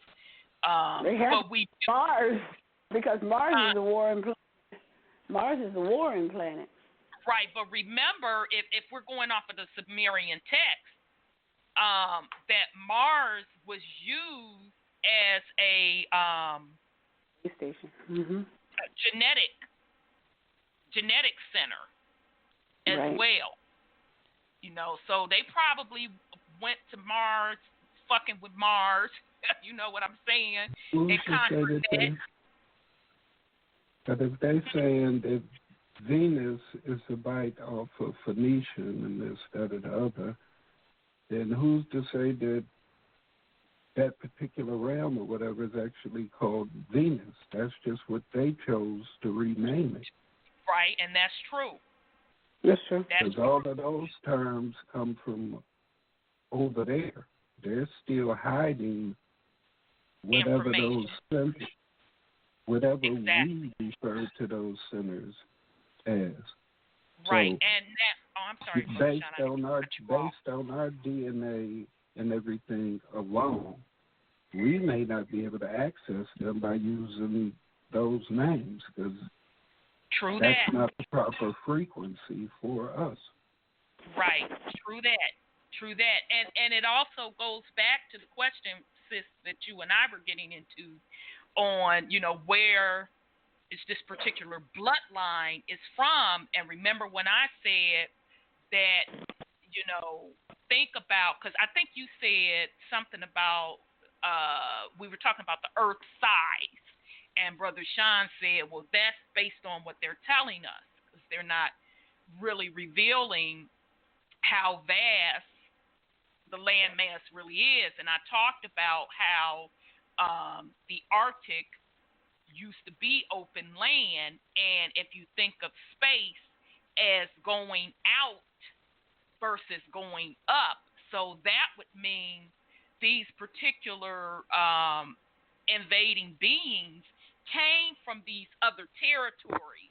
So in other words, instead of you thinking of Mars as being above our head millions of miles away, if you think of Mars, what they're calling our planets are really just energy centers over that particular territory. So past the Arctic is what I'm saying. So each one of those, what they're calling planets, Mars, Venus, all of that, represent the different territories on the Arctic. So that's where that concept of the land beyond the poles come from. Well, that's that flat Earth stuff, and that reminds me of that story where a shipwrecked father and son. They found the son. They found the son, and the father died, and they went into Spain. And the little boy went into Spain, and the Pope and the people were there, and he knew the story, and that's when they invaded over here and took down the Aztecs and the Mayans and stuff. See, that all goes full circle. They came from another part of the flat Earth. Right. And you know, South America, if you go to the tip, doesn't it back up to that the Arctic? That cliff, yeah, the 300-foot thing. Mm-hmm. Yeah. And they didn't have any sun where they were. Not our sun. That's probably why they're sun intolerant. Well, that's only part of the bloodline that's sun intolerant. So that's remember, what I mean. we're speaking of a bloodline. Yeah, and a lot of the particular Caucasian bloodline that we know today that can't tolerate sun, the Caucasian period, we know that's only 6,000 years old. So let's remember the timelines that we're speaking of. Mm-hmm. So that's only 6,000 years. So those invaders had to be of melanated hue. Because, the guy broke down the bloodline, and Sis Cheryl came on and told us the infiltration of the bloodline on the black nobility. Well, they said on Saturn they had melanated people, and the Dogons come from, what is it, Uranus or something? I thought they said they came from Sirius. Sirius A. So there was melanated people even in the universe. Well, it has to be melanated people in the universe. Yeah, if Caucasians is only 6,000 years old, yeah, it has to be melanated and not necessarily copper color and what we're calling black. It could be green, could be purple, blue, exactly. Exactly. So that's a misnomer. We've been calling each other, hey bruh, hey brother, hey sister. we're not all of the same milk. And that's what Brother Sean and I've been screaming. We've been screaming that for quite some time now, and folks weren't getting what we were saying. And that's why we keep telling you, you need to know who you are. And you need to be grounded and centered and pay attention to people's actions and their vibration. And you'll be able to figure out who is whom, because you cannot do it by skin color. You just can't. Mm-mm. You just literally can't. Okay, so the other thing, because we got 15 minutes and I did want to squeeze this in, I do want to bring up, again, Africa, because I want the family to be clear about the colonization of Africa and how that ties into the indigenous people. Now, this particular video is off of a YouTube channel called Wake Up Indigenous Ninja, or Ninji. And Niji, okay. And damn it, y'all, my bad. What's the hell the name of this video? Because it's good, y'all. It's literally an interview that Sinetta was doing with an African. And the African is breaking down the true history of Africa. That's one of Danny Calloway channels. Okay, I didn't want to, use Brother falsely. I thought that was one of his channels. So this is called African Man Says Black People Are Aboriginal, confirming everything that Dane said. So, let me get this, try to find the video, because now this is coming from an African, pretty much telling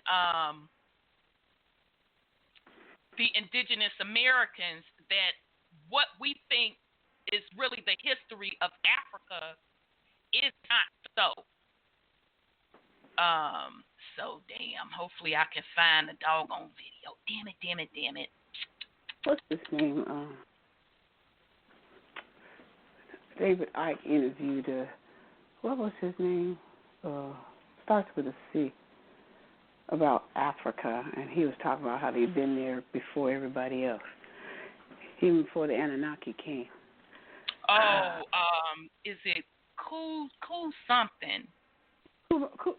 Yeah, that dude. Yeah, you know who I'm talking about. I know I'm not saying his name all the way properly. I can't even remember his name right now at the moment. He said he was a reptilian. Yeah, he sure did. He said he was a reptilian, or he saw him. Yeah, he said he is a reptilian. Exactly. And he also said that he had sexual relations with men. Yeah. Yep. One of the Anunnaki. Now, am I making that up, Brother Sean?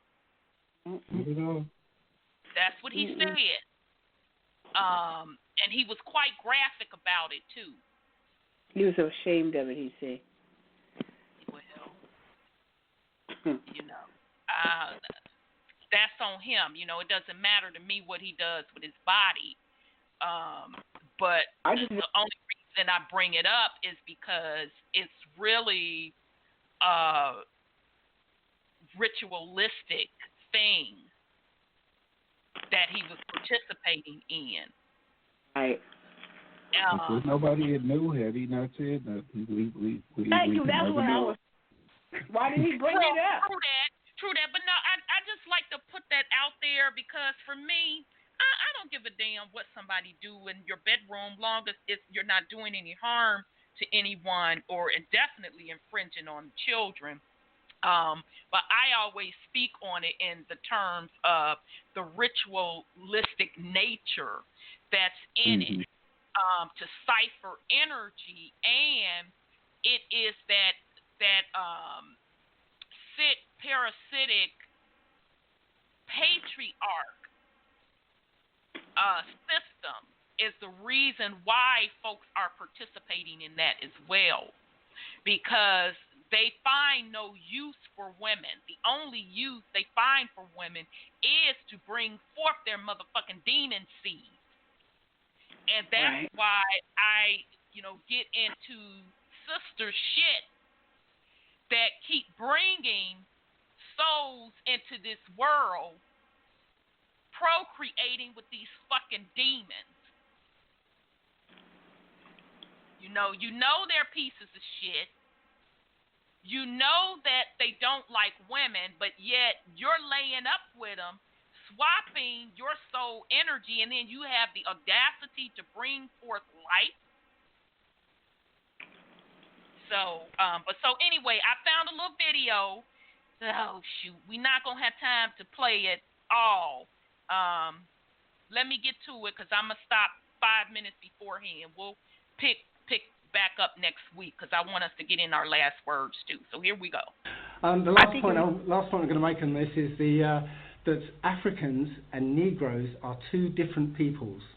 Race and skin color are really a red herring. Sorry, y'all. That's the wrong damn video. Damn it! Just a second. I meant to go the one above.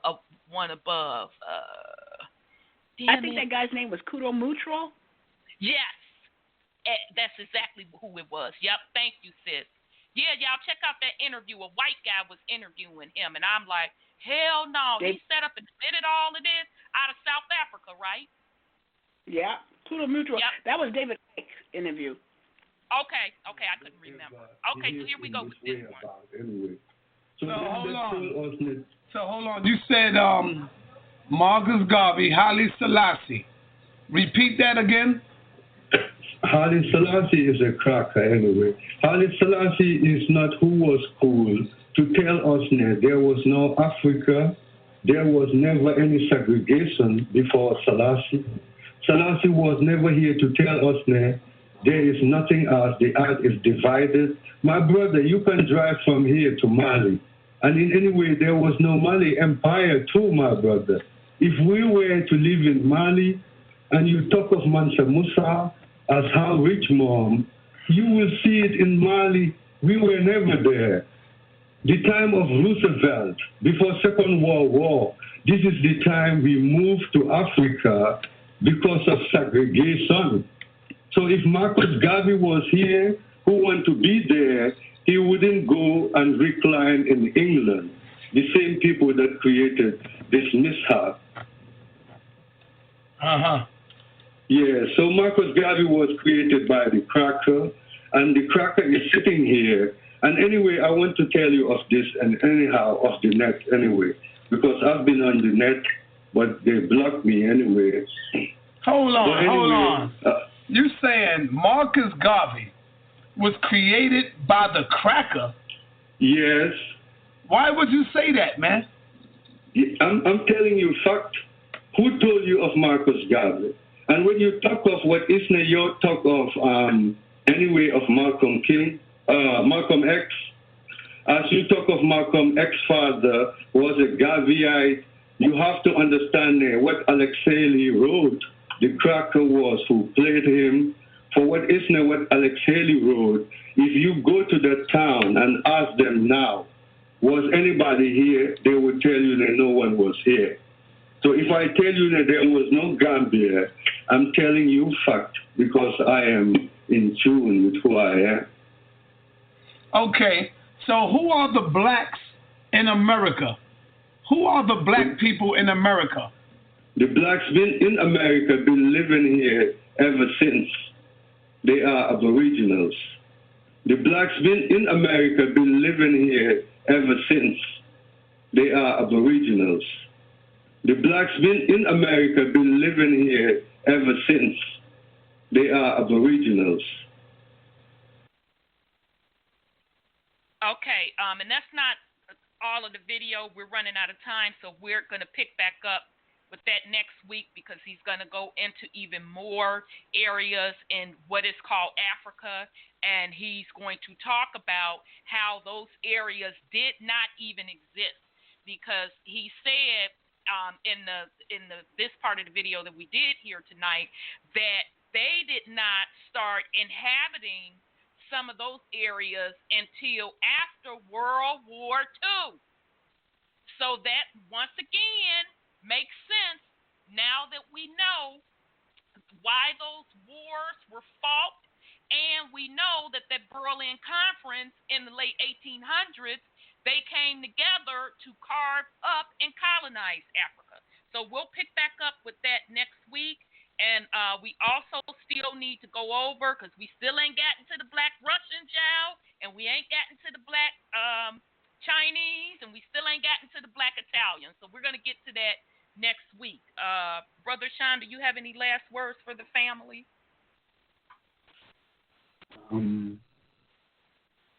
It's you.